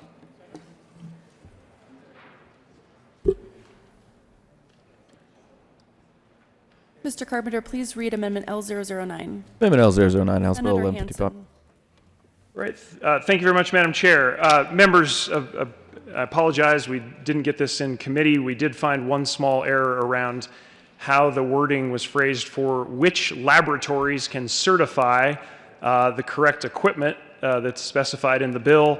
We had UL, which is the major laboratory that does this, but there are several others that are relevant here, so we needed to add a phrase, laboratories, or an equivalent certification. So a small technical change. I ask for your support of L009. Is there further discussion on Amendment L009? Seeing none, the question before us is the adoption of Amendment L009. All those in favor say aye. Aye. All those opposed say no. The ayes have it. Amendment L009 is adopted. Senator Hansen. Thank you, Madam Chair. And just one quick word on the bill now as amended. I think this is a great opportunity for us to lower costs for Colorado consumers, particularly around avoiding having to retrofit things like EV charging into their house. It turns out if you do it after construction is done, it can be about $1,000. If you do the work as the new home is being built, it can be just a couple of $100s. So a huge savings available for customers of new housing in the state and helping us keep costs low as we make the transition to electric vehicles and other high efficiency equipment. And I ask for your support of 1155. Is there further discussion on House Bill 1155? Seeing none, the question before us is the adoption of House Bill 1155. All those in favor say aye. Aye. All those opposed say no. The ayes have it. 1155 is adopted. Mr. Carpenter, please read the title of Senate Bill 165. Senate Bill 165 by Senator Danielson and Representatives Young and McLaughlin concerning the Carrie Ann Lucas Parental Rights for People with Disabilities Act. Senator Danielson. Thank you so much, Mr. Chair. I move Senate Bill 165. To the bill, Senator Danielson. Thank you, Mr. Chair. Thank you so much, colleagues. Today I bring Senate Bill 165, honoring Carrie Ann Lucas. This bill is an effort for the legislature to honor a fierce and dedicated advocate for the rights of disabled Coloradans and really for disabled people all across the country, in particular parents with disabilities. The work that Carrie Ann Lucas did over her career and lifetime had a significant impact on people all across the country, but right here in Colorado, we were lucky enough to have her advocating for the rights of disabled parents and disabled people all across the state. I got to know Carrie Ann Lucas in my first year of serving in the House. There was a very contentious bill, and it was a difficult vote for me to take. And while I was trying to figure out the right thing to do, I was on the receiving end of Carrie Ann Lucas's advocacy. And I will tell you that that is someplace that you do not want to be, unless maybe you agree with her. And you know what? She was right, and in the end, I agreed with her. And from then on, I developed a very good, close working relationship with Carrie Ann around disability rights. And in 2018, we had the opportunity to partner together on a bill, House Bill 181104, Parental Rights for People with Disabilities. And she and a few key advocates came together around this idea that perhaps in this day and age, one's family should not be torn apart simply because one has a disability. That you shouldn't have your children removed from your custody because you happen to have a disability. That you shouldn't be able to adopt a child because you happen to have a disability. I didn't know that we had to make a law to strengthen the language in our statutes to protect families from this kind of terrible, terrible thing from happening. But Carrie brought that to my attention along with Scott Labar and the National Federation of the Blind, and together we worked with a large group of supporting organizations and lead advocates on the issue. So we passed the bill together, and now it is the law of the land without question that having a disability should not impair your ability to become or remain a parent. Now, that's only a small piece of what Carrie Ann did and contributed to the state. She founded Disabled Parents' Rights, an organization that fights discrimination for people with disabilities. She was an ordained minister. She was a teacher. She was a member of ADAPT, Not Dead Yet, the National Council on Disability. She was part of the Cross Disability Coalition right here in Colorado. She was a mother, a friend, a colleague of mine and many of yours, I know, a partner. And according to her family, her death was hastened by an insurance company's denial of her necessary medication. So I want to rename the statute that Carrie Ann Lucas was so critical in passing for her. It's a token of our gratitude and appreciation and a way to honor her and her life's work. But I also wanted to bring the bill today not just to thank the family and friends that we've had the opportunity to work with for so long, for everything that they've done and everything that Carrie did, but to remind us that here in the legislature, our work is not over.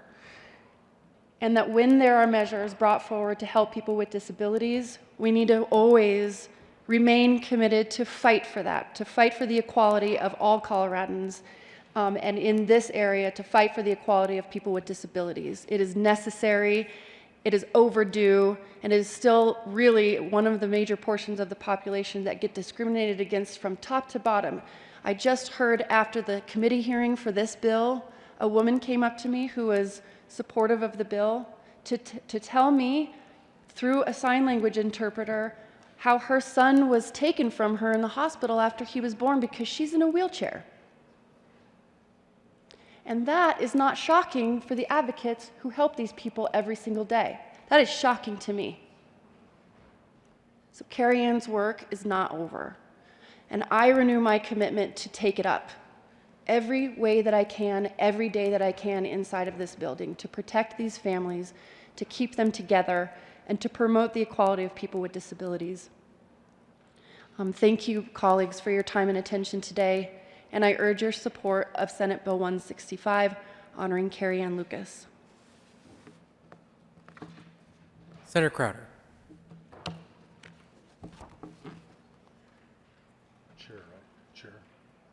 Thank you, Mr. Chair. I did hear this in committee, and it was really quite a day because of the people coming out in support of this bill. And I looked at this as the very least we could do for this lady. So I'm going to be in strong support of this. But I'm going to ask that everybody co-sponsor this one too, because it's what it does is basically shows that this lady's life had meaning, and she had a purpose and a direction. But I just think it was a good bill, a way to honor this person, and I will be a yes vote as well as a co-sponsor. Thank you, Mr. Chair. Is there further discussion on Senate Bill 165? Seeing none, the question before us is the adoption of Senate Bill 165. All those in favor say aye. Opposed, no. The ayes have it, and the bill is adopted. Mr. Carpenter, please read the title to House Bill 1095. House Bill 1095 by Representative Lawrence Senator Bridges concerning the authority of a local government's master plan to include policies to implement state water plan goals as a condition of development approvals. Senator Bridges. Thank you, Madam Chair. I move House Bill 1095, the Appropriations Committee report. To the committee report. We added money to support some of the programs in the bill. It's good. Is there further discussion on the Appropriations Committee report? Seeing none, the question before us is the adoption of the report. All those in favor say aye. Aye. All those opposed say no. The ayes have it. The Appropriations Committee report is adopted. To the bill. Senator Bridges. Thank you, Madam Chair. I know there will be some discussion of this, so I'll just say that this bill is permissive. We are not forcing anyone to do anything they don't want to, but there is a requirement that for those who have a water plan that they include some conservation measures, and I yield to my colleague. Senator Hansen. Thank you very much, Madam Chair and members. I had the pleasure of running a very similar bill to this my first year in the legislature in 2017, and asked Senator Bridges if I could join him when we get to thirds as a co-prime. Really love this concept. I think it's an important part of Colorado being prepared for the different water scenarios that are facing us, particularly because of the additional pressure created by climate change. And one of the aspects from the bill in 2017 was also to include the idea of demand management as part of that. And so with that, I'd like to offer, I move L003 to House Bill 1095.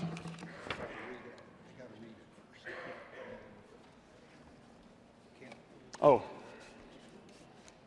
There is an amendment on the desk. Mr. Carpenter, please read Amendment L. Sorry, Senator Hansen, did you say L005? 03. Please read Amendment L003. Amendment L003, House Bill 1095 by Senator Hansen. Senator Hansen. Great. Thank you very much, Madam Chair. I move L003 to House Bill 1095. Is there further discussion on Amendment L003? Senator Hansen.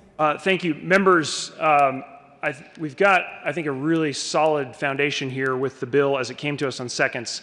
And what we're basically asking is that when local authorities do conservation planning, that they include the goals and keep in mind the aspects of the state water plan. The one aspect that I thought was missing, and I offer for your consideration in L003, is to also at the same time ask for them to consider demand management. Now, what is the difference between conservation planning and demand management planning? I think there is an important distinction, and it's why I'd like to include this in the bill. So for conservation, we're basically looking at how can we each day be more efficient with our use of our precious resource, water. With demand management, we're simply adding the concept of how do we adjust if we have a shortage, if we have a year where we have low snowpack or a bad drought.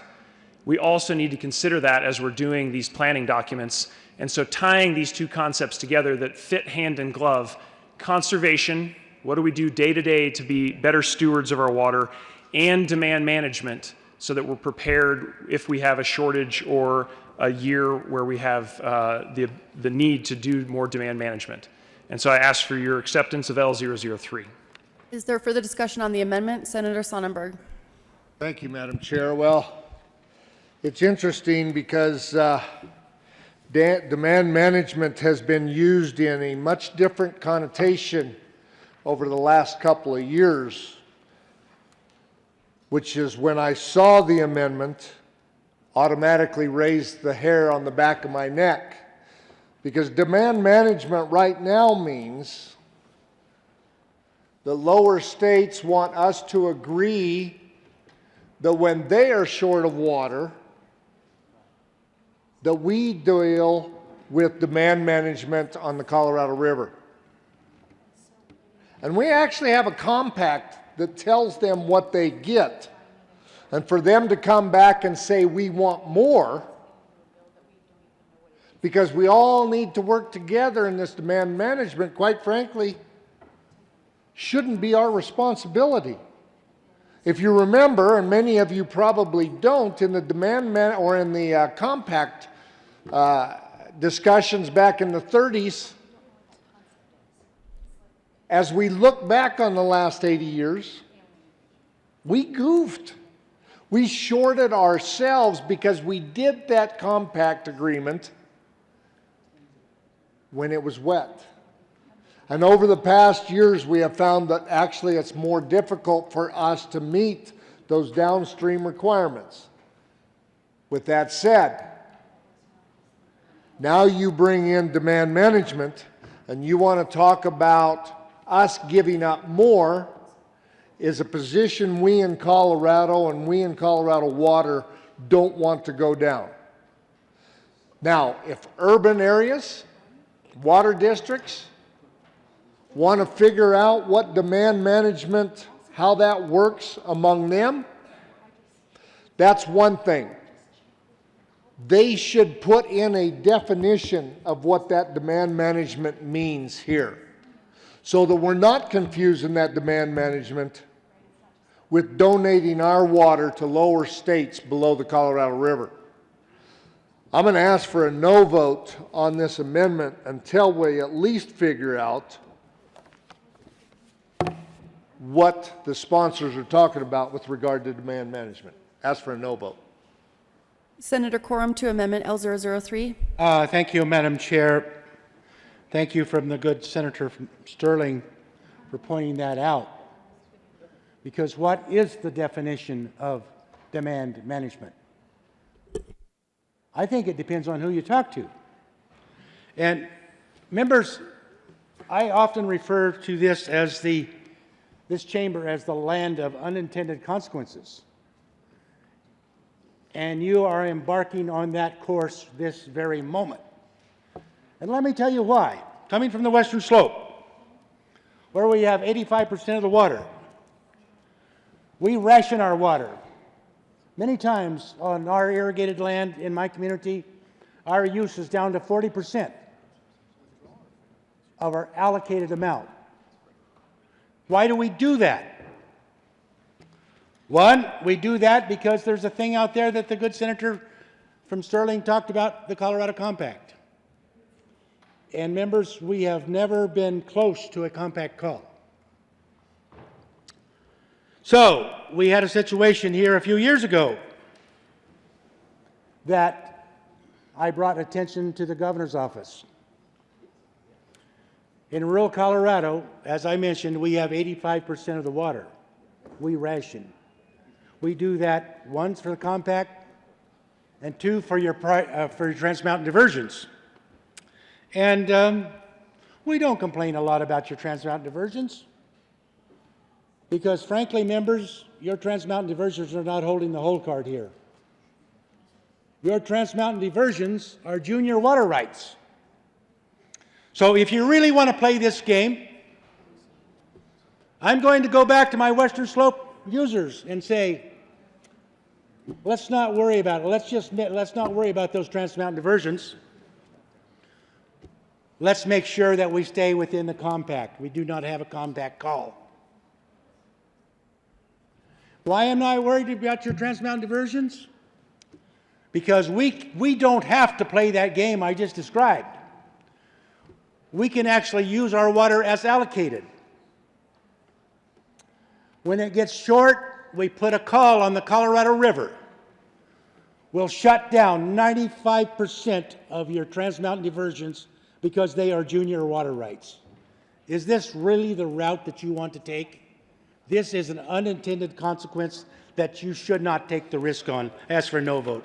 Is there further discussion on Amendment L003? Senator Hansen. Thank you very much, Madam Chair. And given the uncertainty around this term, in 2017 we had quite a bit of discussion about these phrases as well. My understanding was that it would not have an impact on some of the issues that have been raised here. But given some of that uncertainty, I'm very happy to withdraw L003. L003 has been withdrawn. Senator Bridges. Thank you, Madam Chair. I remove for the passage of House Bill 1095. Seeing no further discussion, the question before the body is the passage of House Bill 1095. All those in favor say aye. Aye. All those opposed say no. The ayes have it. House Bill 1095 is adopted. Mr. Carpenter, please read the title to House Bill 1158. House Bill 1158 by Representatives Tipper and Harrod and Senators Winter and Finberg concerning insurance coverage for infertility and in connection therewith making an appropriation. Mr. Majority Leader. Thank you, Madam Chair. I move House Bill 1158 lay over until tomorrow, March 11th. The motion before us is to lay over House Bill 1158 until March 11th. All those in favor say aye.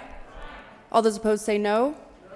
The ayes have it. House Bill 1158 will be laid over until March 11th. Mr. Carpenter, please read the title of Senate Bill 96. Senate Bill 96 by Senator Rodriguez and Representatives Duran and Carver concerning an authorization for notaries public to perform notarial acts using audio-video communication. Senator Rodriguez. Thank you, Madam Chair. I move Senate Bill 96 and the committee report. To the Judiciary report. Thank you, Madam Chair. We did some wording changes in the committee report just to tweak out some words, so nothing too impactful. Is there further discussion on the Judiciary Committee report? Seeing none, the question before us is the adoption of the report. All those in favor say aye. All those opposed say no. The ayes have it. The Judiciary report is adopted. To the Appropriations Committee report. Thank you, Madam Chair. In the appropriations, we made an amendment to extend out the implementation of the bill another year, so there was no appropriation needed this year. Is there further discussion on the Appropriations Committee report? Seeing none, the question before us is the adoption of the report. All those in favor say aye. All those opposed say no. The ayes have it. The Appropriation Committee report is adopted. To the bill. There's an amendment on the desk. Mr. Carpenter, please read please read Amendment L007. Amendment L007. Senator Rodriguez. Thank you, Madam Chair. I move Amendment 007. This amendment is for the Colorado Bar Association. It gives clarity that information collected in a remote notary cannot be used, sold, or offered for sale, and the identity of the individual's identity must be protected. And it's also clarifying with respect to maintaining attorney-client relationships. Thank you. Is there further discussion on Amendment L007? Seeing none, the question before us is the adoption of Amendment L007. All those in favor say aye. All those opposed say no. The ayes have it. Amendment L007 is adopted. To the bill. Senator Rodriguez, there's an amendment on the desk. Mr. Carpenter, please read Amendment L008. Amendment L008, Senate Bill 96. Senator Rodriguez. Thank you, Madam Chair. I move Amendment L008. It's supported by the Association of Realtors and the Colorado Land Title Companies. It amends the title commitment statute to provide timely notice to consumers that Colorado notaries may remotely notarize real estate deeds and other documents using real-time audio video communications, and the consumer may choose not to use remote notarization. Is there further discussion on Amendment L008? Seeing none, the question before us is the adoption of Amendment L008. All those in favor say aye. All those opposed say no. The ayes have it. L008 is adopted. That's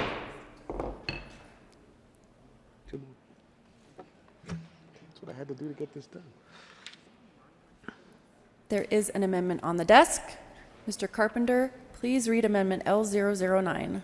Amendment L009, Senate Bill 96. Senator Rodriguez. Thank you, Madam Chair. I move Amendment L009, clarifying the standard a remote notary platform must undertake to keep consumer data private. Is there further discussion on Amendment L009? Seeing none, the question before us is the adoption of Amendment L009. All those in favor say aye. All those opposed say no. The ayes have it. Amendment L009 is adopted. Senator Rodriguez. Thank you, There Madam is Chair. another amendment on the desk. Mr. Carpenter, please read Amendment L010. Amendment L010 to Senate Bill 96 by Senator Senator Rodriguez. Thank you, Madam Chair. I move L010. This amendment clarifies remote notary transactions are governed by the Colorado law if they are notarized here for the independent bankers. Is there further discussion on Amendment L010? Seeing none, the question before us is the adoption of Amendment L010. All those in favor say aye. All those opposed say no. The ayes have it. Amendment L010 is adopted. To the bill. Thank you, Madam Chair. Senator Rodriguez. Thank you, Madam Chair. So to the bill, there's been plenty of stakeholdering going on up until 3 minutes between any time I present this bill, but there is no opposition. I think everybody's been working hard on it, so I think we're at a good place. I ask for a favorable vote and move Senate Bill 96. Mr. Minority Leader. Thank you, Madam Chair. Also ask for support for Senate Bill 96 and congratulate the bill sponsor for doing what I thought would have been impossible. I remember a very similar bill on the 119th day last year, and somewhere over on my side of the aisle there were stacks of amendments that would have been proposed and cow amendments, and here the only amendments that we've seen are from the sponsor himself. My only disappointment is that my name isn't listed as a prime co. But I'll be happy to add my name as a co-sponsor and ask for a aye vote on Senate Bill 96. Is there further discussion on Senate Bill 96? Seeing none, the question before us is the adoption of Senate Bill 96. All those in favor say aye. All those opposed say no. The ayes have it. Senate Bill 96 is adopted. Mr. Carpenter, please read the title of Senate Bill 110. Senate Bill 110 by Senators Williams and Holbert and Representative Snyder concerning fines levied by a licensing authority for violations of laws related to alcohol beverages. Senator Williams. Thank you, Madam Chair. We move Senate Bill 110 on second reading and the Appropriations Committee report. To the committee report. What did we do in appropriations? Is there further discussion on the Appropriations Committee report? Oh, Senator Williams. Thank you, Madam Chair. We just made the appropriation for Senate Bill 110. Seeing no further discussion, the question before us is the adoption of the Appropriations Committee report. All those in favor say aye. All those opposed say no. The ayes have it. The committee report is adopted. There is an amendment on the desk. Mr. Carpenter, please read Amendment L003. Amendment L003, Senate Bill 110 by Mr. Senator. Minority Leader. Thank you, Madam Chair. I move L003. Is there further discussion on Amendment L003?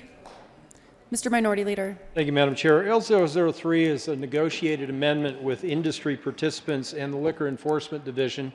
You may have heard some concerns from different entities, whether they're licensees or representatives here at the Capitol, about the fine structure, and L003, I think, resolves those concerns. Ask for an aye vote. Question before us is the adoption of Amendment L003. All those in favor say aye. Aye. All those opposed say no. The ayes have it. Amendment L003 is adopted. Senator Williams, to the bill. Thank you, Madam Chair. And members, this bill basically, with our current state or local licensing authorities, can suspend or revoke a licensee's license permit for the licensee's violation of a law related to the regulation of alcohol beverages.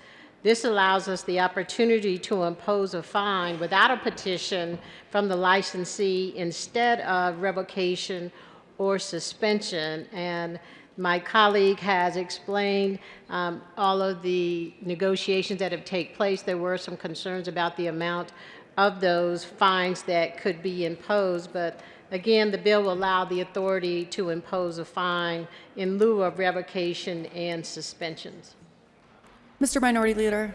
Thank you, Madam Chair. Members, if you have heard from particularly small liquor stores that the impression when introduced that Senate Bill 110 would allow LED to issue a $100,000 fine against a small business and effectively put them out of business, LED Department of Revenue has provided this handout, which I initialed and had placed on your desk yesterday. So if you have concerns about that, please refer to this one-pager. And LED Revenue has given a very clear explanation of how the fines are established. And it says in bold here, in order to have a $100,000 fine, a store would need to have at least $3 million a month in alcohol sales, and that's a lot.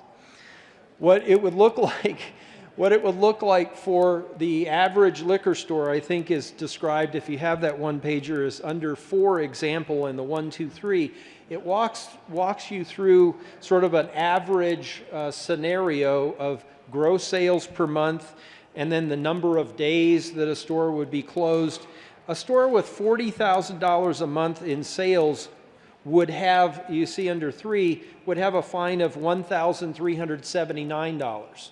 So that's all formulaic. It isn't just up to LED to decide randomly what the fine would be. And the reasons, more than one reason, the reasons that LED and I support this new fine structure: first, this mirrors exactly the fine structure that is in place, at least with the cap at $100,000, of what exists at MED, Marijuana Enforcement Division, which is also at Revenue. And when Amendment 64 passed, it said regulate cannabis, marijuana, like liquor. Now we seem to have come more full circle, where we have standards in the marijuana industry, and LED is saying, oh, that's working well, let's use that standard in liquor. And MED has not put people out of business by issuing $100,000 fines. They use the same kind of formula in that industry, and the fines are much lower. The second reason I support this, and ask you to do too, is the violations of the 3-tier structure in the liquor enforcement side have become far more elaborate and complex. We're not suggesting a $100,000 fine for one sale to a minor. What this would allow would, when LED discovers an intentional and coordinated effort to violate the 3-tier system that results in 5, 6, 7, 8-figure additional revenue by violating the 3-tier structure, what LED has told me is they're frustrated with the reality of having multiple investigations against one licensee and only being able to step in and fine at a $5,000 level. And for an entity that has that kind of revenue coming in violation of the 3-tier system, $5,000 apparently is considered a cost of doing business. So we think that if there are entities in that $3 million a month alcohol sale range, and they are found to intentionally violate the 3-tier structure, that $100,000 fine might then act as a deterrent. But that is certainly not going to be the standard. If you look at mean, median, or mode, there aren't going to be very many $100,000 fines, as there haven't been in the Marijuana Enforcement Division. Ask for an aye vote on Senate Bill 110. Senator Williams. Thank you, Madam Chair. And members, please keep in mind that this has a 20% provision, and then it ensures that the fine is appropriate based on the size of the business. I think that's important to understand. It's based on the size of the business. And my colleague from Douglas County shared with you that to get a $100,000 penalty, you would have to have $3 million a month in alcohol sales. So we renew our motion and ask you for an aye vote on Senate Bill 110. Is there further discussion on Senate Bill 110? Seeing none, the question before us is the adoption of Senate Bill 110. All those in favor say aye. All those opposed say no. The ayes have it. The Senate Bill 110 is adopted. Mr. Carpenter, please read the title of Senate Bill 23. Senate Bill 23 by Senators Gardner and Gonzalez and Representatives Michelson, Janae, and Van Winkle concerning creating a multi-agency working group to address school safety. Senator Gonzalez. Thank you, Madam Chair. I move Senate Bill 23 and the associated committee reports from the Education Committee and the Appropriations Committee. To the Education Committee report. Thank you, Madam Chair. In the Education Committee, we made some technical changes to shift the members of who would be on the associated task forces, and I ask for an aye vote. Is there further discussion on the Education Committee report? Seeing none, the question before us is the adoption of the report. All those in favor say aye. All those opposed say no. The ayes have it. The Education Committee report is adopted. To the Appropriations Committee report. Senator Gonzalez. Thank you, Madam Chair. We made an appropriation. I ask for an aye vote. Is there further discussion on the Appropriations Committee report? Seeing none, the question before us is the adoption of the report. All those in favor say aye. All those opposed say no. The ayes have it. The Appropriations Committee report is adopted. To the bill, Senator Gardner. There's an amendment on the desk. Thank you, Madam Chair. Well, in doing this, it's not unusual to have kind of a technical correction, and that's what we have, and I will move L004. Mr. Carpenter needs to read the bill first. Mr. Carpenter, please read Amendment L004. Amendment L004, Senate Bill 23 by Senator Gardner. Thank you, Madam Chair, and once again, I move L004, and we'll go ahead and speak to it. L004 amends the Education Committee report. When we were adding members and sort of shifting around an Education Committee, we ended up with 2 vice chairs of the working group, and we're going to clean that up. So we have only 1 vice chair. We ask for an aye vote. Is there further discussion on Amendment L004? Seeing none, the question before us is the adoption of Amendment L004. All those in favor say aye. All those opposed say no. The ayes have it. Amendment L004 is adopted. There's an amendment on the desk. Mr. Carpenter, please read Amendment L005. Amendment L005, Senate Bill 23 by Senator Lundin, amending the Education Committee report. Senator Lundin. Thank you, Madam Chair. As a member of the Interim School Safety Committee, I bring this amendment to you. I've spoken with the sponsors, and they see it as friendly. I believe they can speak to that themselves. This cleans up exactly how we will be appointing some of these individuals who will help us clarify our thinking and do the work of keeping our schools safer. I urge your support of Amendment L005. Is there further discussion on Amendment L005? Senator Gardner. Thank you, Madam Chair. Well, you know, I really think that it would be more appropriate to bring L005 on 3rd reading, since that's our practice these days.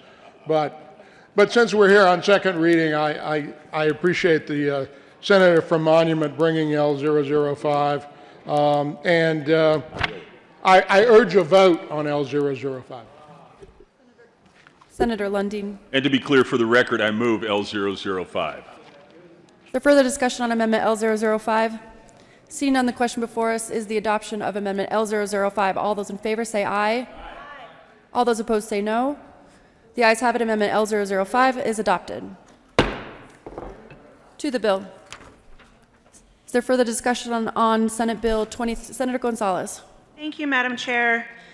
I just want to ground us in what this bill is meant to do. This bill is meant to continue the important and critical work of the School Safety Interim Committee, but to actually get elected officials out of the way and to let the directly impacted individuals and experts continue to convene and figure out the best practices and strategies to increase school safety. I ask for an aye vote.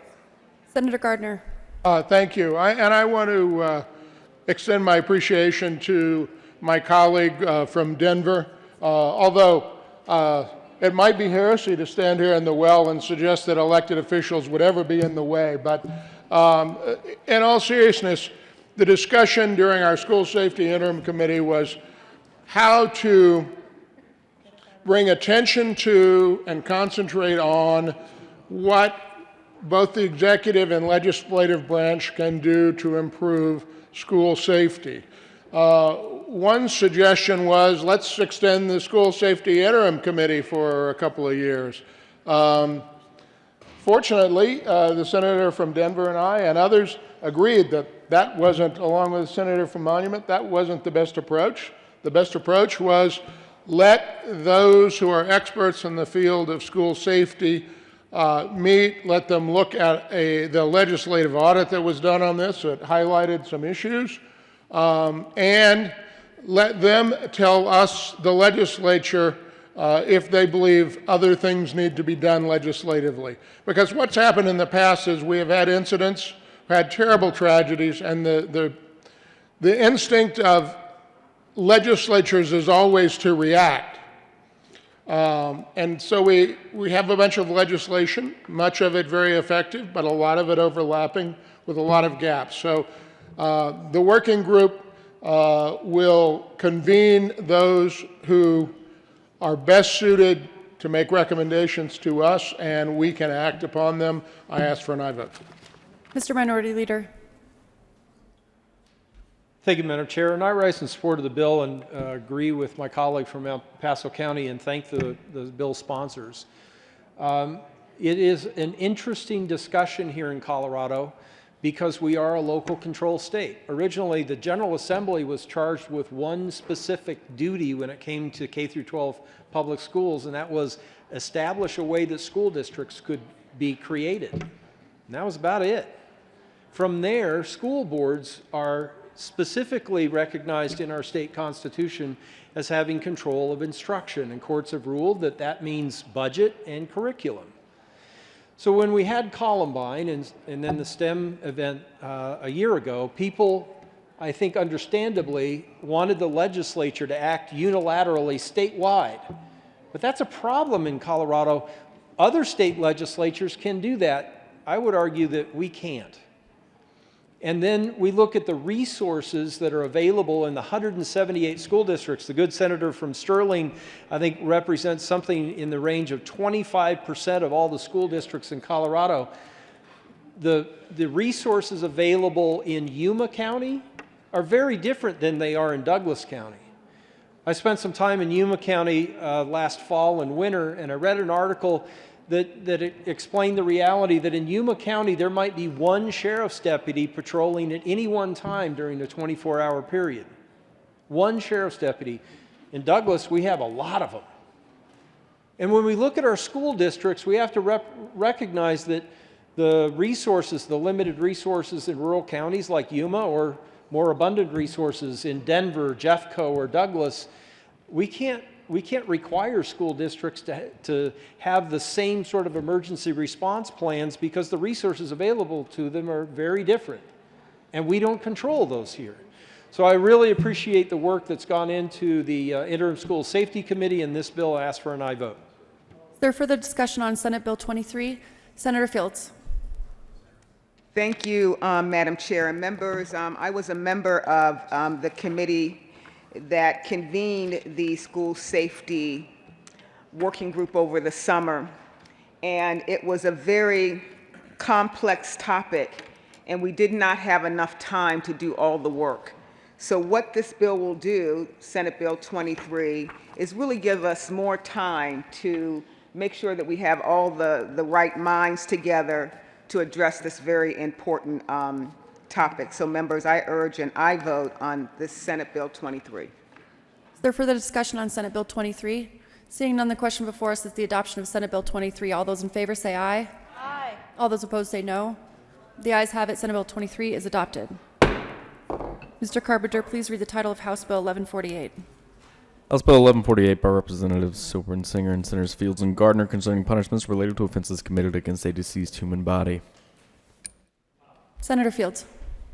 Thank you, Madam Chair. I move Senate Bill 33. We are on House Bill 1148. Thank you, Madam Chair. I move House Bill 1148. To the bill, Senator Fields.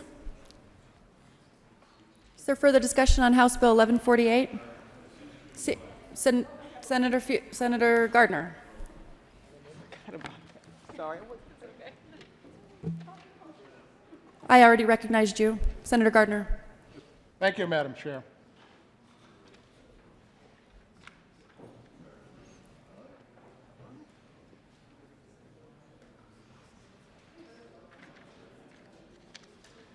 There is an amendment on the desk.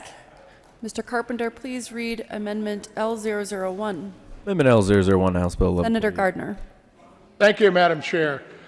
Members, one of the things that was discussed and suggested during committee is that in dealing with this problem of tampering with a deceased, I'm sorry, I move L001.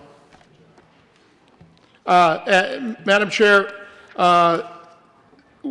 one of the concerns was that the statute of limitations for this crime is 3 years, and yet a lot of times this tampering with a body, abuse of a corpse, things like that go undiscovered.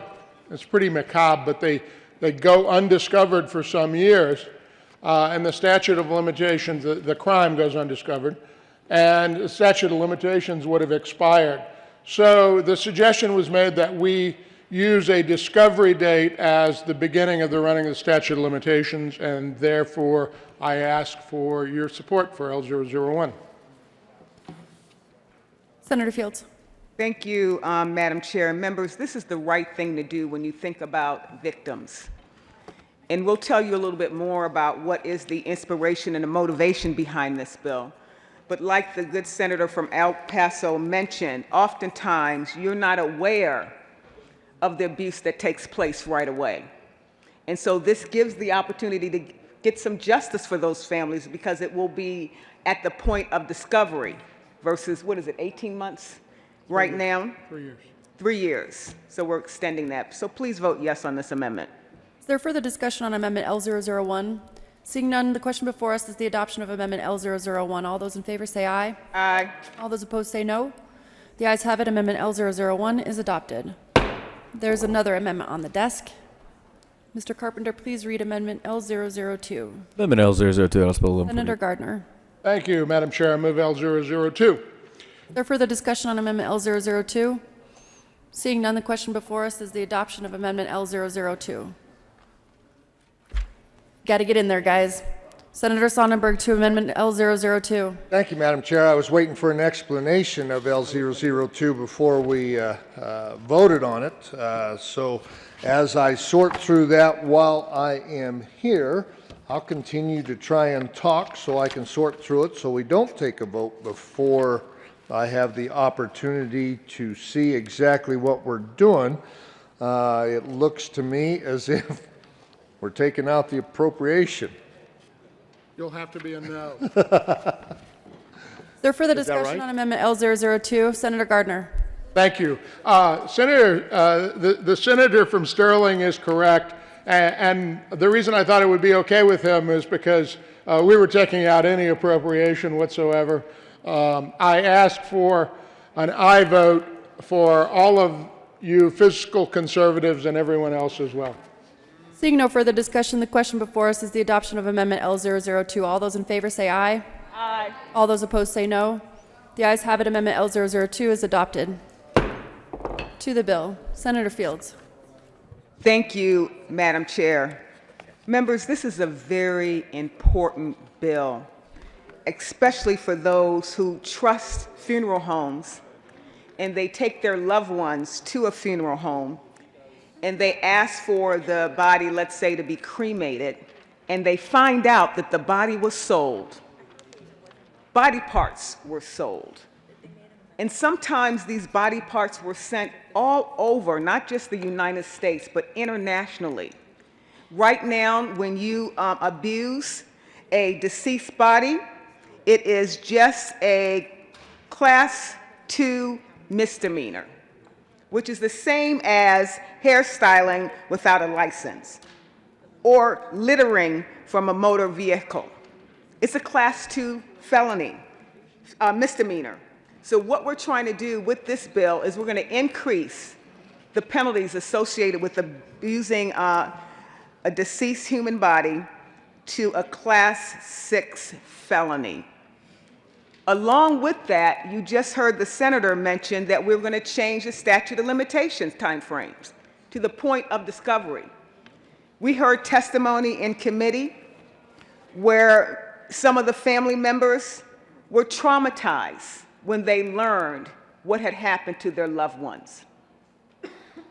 And this chamber and also in the House chambers decided that there needed to be a correction in the law.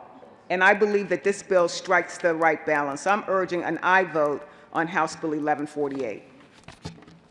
Is there further discussion on House Bill 1148? Senator Gonzalez. Thank you, Madam Chair, and I rise in support of House Bill 1148, as the good senator from Aurora has just mentioned. The families who have been traumatized by these horrific and awful acts, I hope that this policy is some sort of modicum of redress and relief, and I thank the sponsors for bringing forward this important policy. I urge an aye vote. Is there further discussion on House Bill 1148? Seeing none, the question before us is the adoption of House Bill 1148. All those in favor say aye. Aye. All those opposed say no. The ayes have it. 1148 is adopted. Mr. Carpenter, please read the title of Senate Bill 104. Senate Bill 104 by Senator Cook and Representative Roberts concerning powers of Bureau Animal Protection agents. Senator Cook. Thank you, Madam Chair. I move Senate Bill 104 and the Local Government Committee report and the Appropriations Committee report. For the local government report. The Local Government Committee report, we struck out language that was duplicative and repetitive. Is there any further discussion on the local government committee report? I said it over and over again. At the well, is there any more discussion on the committee report? Seeing none, the question before us is the adoption of the local government committee report. All those in favor say aye. All those opposed say no. The ayes have it, and the committee report is adopted. To the Appropriations Committee report, Senator Cook. Thank you, Madam Chair. I already moved the Appropriations report, and it just funded the bill. Is there further discussion on the Appropriations Committee report? Seeing none, the question before us is the adoption of the report. All those in favor say aye. All those opposed say no. The ayes have it, and the Appropriations Committee report is adopted. To the bill. Thank you, Senator Madam Cook. Chair. This came out of committee unanimously and out of Appropriations unanimously, but I do have an amendment. That's why I pulled it off of consent calendar. There's an amendment on the desk.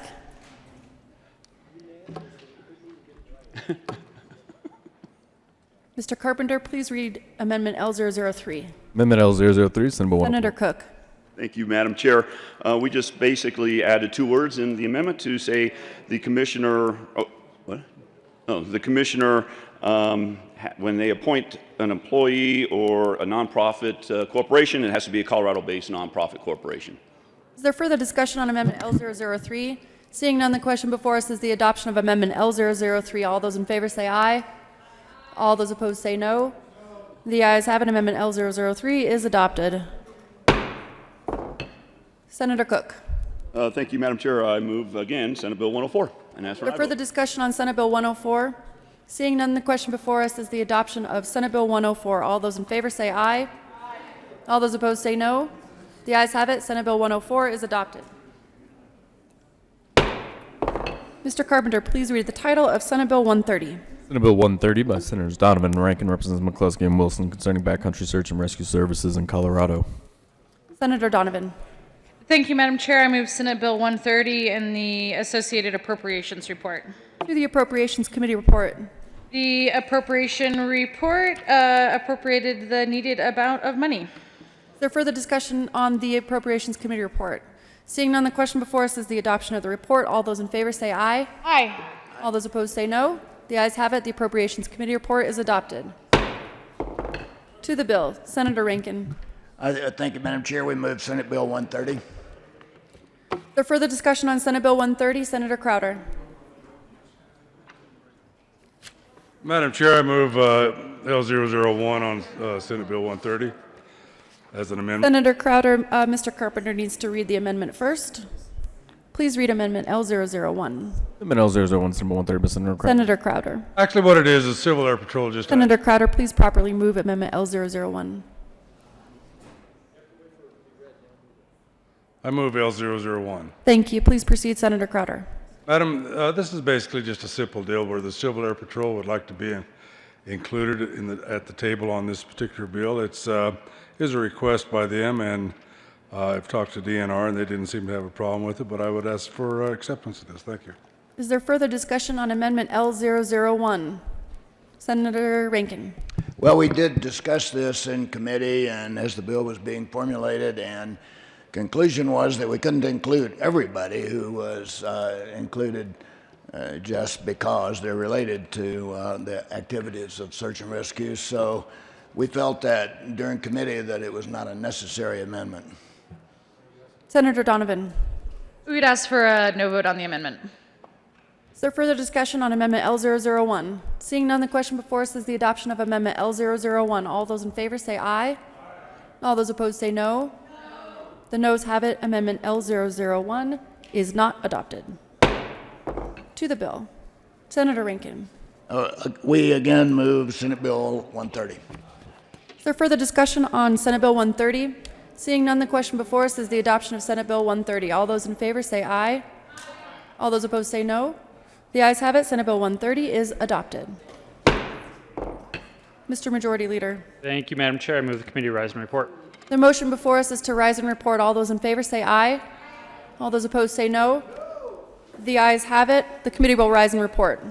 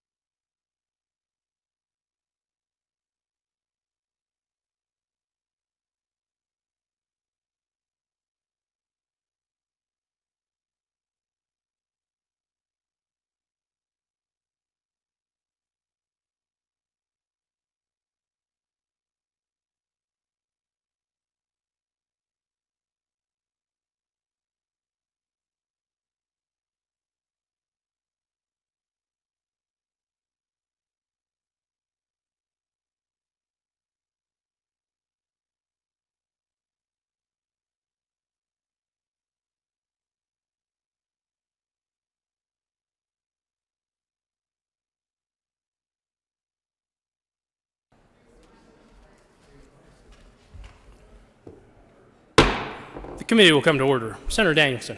Thank you, Mr. President. The committee has met and had a number of bills under consideration. Mr. Carpenter, please read the report. Mr. President, your committee holds lead reports that are serious and violent tax bills being second reading. The makes following recommendations are on Symbol 165, Symbol 96, Amendment Symbol 110, is Amendment Symbol 23, is Amendment Symbol 104, is Amendment Symbol 130, is Amendment past second read order, gross place accounted for the reading of final passage, House Bill 1155, is Amendment House Bill 1095, is Amendment House Bill 1148, is Amendment past second read order, revised place accounted for the reading of final passage, House Bill 1158, laid over until 3/11/20, returning its place on the calendar. Senator Danielson. Thank you, Mr. President. I move for the adoption of the report. The motion is for the adoption of the committee of the whole report. Are there any no votes? With a vote of 34 ayes, 0 noes, 0 absent, 1 excused, the committee of the whole report is adopted.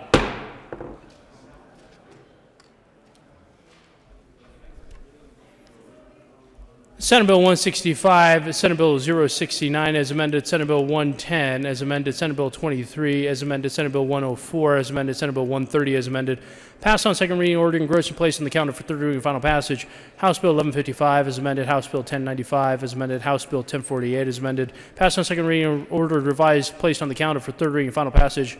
House Bill 1158 laid over until 3/11/2020 and retaining its place on the calendar. Consideration of governor's appointments consent calendar. Will the clerk please read all of the appointments listed to the consent calendar? Members of the University of Colorado Hospital Authority Board of Directors, Steve Meyer for the 3rd Congressional District for term effective July 1st, 2019 and continuing until June 30th, 2023 until a successor is appointed by the Board of Regents. Reappointed Ronald Williams from the 1st Congressional District for term effective April 1st, 2019 and continuing until March 31st, 2023 until a successor is appointed by the Board of Regents. Reappointed Elizabeth Chambers from the 2nd Congressional District for term effective November 6th, 2019 and continuing until November 5th, 2023 until a successor is appointed by the Board of Regents. Appointed member of the State Historical Society Board of Directors effective July 1st, 2019 for term expiring July 1st, 2022. Kathy Lee Carpenter Dia of Golden, Colorado. Reappointed members of the State Board for Community Colleges and Occupational Education effective December 31st, 2019 for terms expiring December 31st, 2023. Hannah Scandero of Denver, Colorado to serve as a Republican of the 1st Congressional District. Reappointed Richard L. Garcia of Erie, Colorado to serve as a Democrat from the 2nd Congressional District. Appointed. Mr. Majority Leader. Thank you, Mr. President. I move for the confirmation of all the appointments listed on the consent calendar, which includes members of the University of Colorado Hospital Authority Board of Directors, members of the State Historical Society Board of Directors, and members of the State Board for Community Colleges and Occupational Education. Is there any discussion? Seeing none, the motion is for all the appointments on the consent calendar to be appointed. Are there any no votes?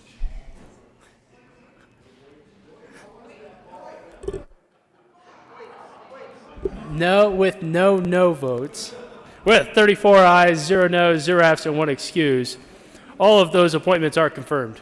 Just gives me great pleasure to know you're listening to me, members. Committee reports. March 9th, 2020, Committee on Business, Labor, and Technology. After consideration of the Mayor's Committee following House Bill 1022 be referred favorably to Committee on Appropriations. March 9th, 2020, Committee on Business, Labor, and Technology. After consideration of the Mayor's Committee following House Bill 1137 be referred favorably to Committee on Appropriations. Message from the House. The House has passed on third reading and transmitted of Rise of Statutes. House Bill 1072, minutes burned in the House Journal, March 9, 2020. House Bill 1001, minutes burned in the House Journal, March 9, 2020. House Bill 1302, minutes burned in the House Journal, March 9, 2020. House Bill 1170, minutes burned in the House Journal, March 5, 2020. The House has passed on third reading and returns here with Senate Bill 86. The House has adopted and returns here with Senate Resolution 18. The House has voted to concur in Senate amendments to House Bill 1074 and has repassed the bill as so amended. The House has voted to concur in Senate amendments to House Bill 1052 and has repassed the bill as so amended. Signing of bills. The President has signed Senate Bill 100. Delivery to the Governor. To the Governor for signature on Tuesday, March 10th, 2020 at 9:37 a.m. Senate Bill 82 and 91. Announcements. Senator Janal. Thank you, Mr. President. The Senate Local Government Committee will meet at 2 o'clock today, and we will be hearing two bills, and they will be in this order. There'll be House Bill 1133 and House Bill 1077. And one more announcement. May I Senator Janal. Thank you, Mr. President. The Aging Caucus will be meeting tomorrow along with the Strategic Action Planning Group on Aging. That will be in Senate Committee Room 352 before we start the Senate floor work at 7:30. The planning group members will facilitate a discussion with Dr. Brian Caskell, University of Iowa School of Public Health, focusing on older Coloradans in the workforce, efforts to support them, and the research currently taking place in our state. Again, tomorrow morning, Senate Conference Room 352, 7:30 to 8:30. Thanks. Senator Bridges. Thank you, Mr. President. I ask for a moment of personal privilege. Granted. Thank you, Mr. President. For the resolutions earlier about space, I wanted to come down and just add my appreciation to what is now Lockheed Martin. When I was in middle school, I went to space camp, and Martin Marietta was the group that helped sponsor that. And so I have deep appreciation. Despite their best efforts, I didn't end up an engineer. I'm here instead, but I do appreciate all the support that they gave, and space is critical to this state. Thank you, Martin Marietta, now Lockheed Martin. Senator Priola. Thank you, Mr. President. And members, pre-session breakfast reception will be held March 16th from 9:30 to 10 a.m. outside the old Supreme Court. Owner-operators of the McDonald's will be there to provide us breakfast, so hopefully you can make it. Again, that's March 16th. Senator Todd. Thank you, Mr. President. Just a quick announcement. Tomorrow there will be many students around the Capitol. We have public school day at the Capitol. There will be choirs. There will be students leading the pledge in the House and the Senate. There will be booths set up kind of like what we have today with Aerospace Day. And so encourage you to welcome all the students that will be here at the Capitol tomorrow. Thank you. Senator Gonzalez. Thank you, Mr. President. Members of the Senate Finance Committee, we will be meeting at 2 p.m. promptly in Senate Committee Room 357. We have a number of bills under consideration, and so I look forward to seeing you right at 2 p.m.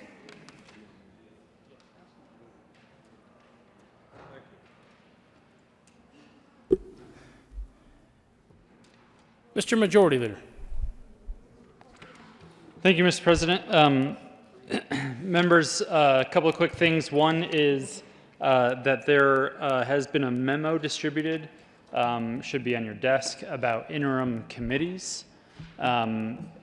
If you served on interim committees this past interim, you probably agree with me that we should maybe not do any interim committees this year.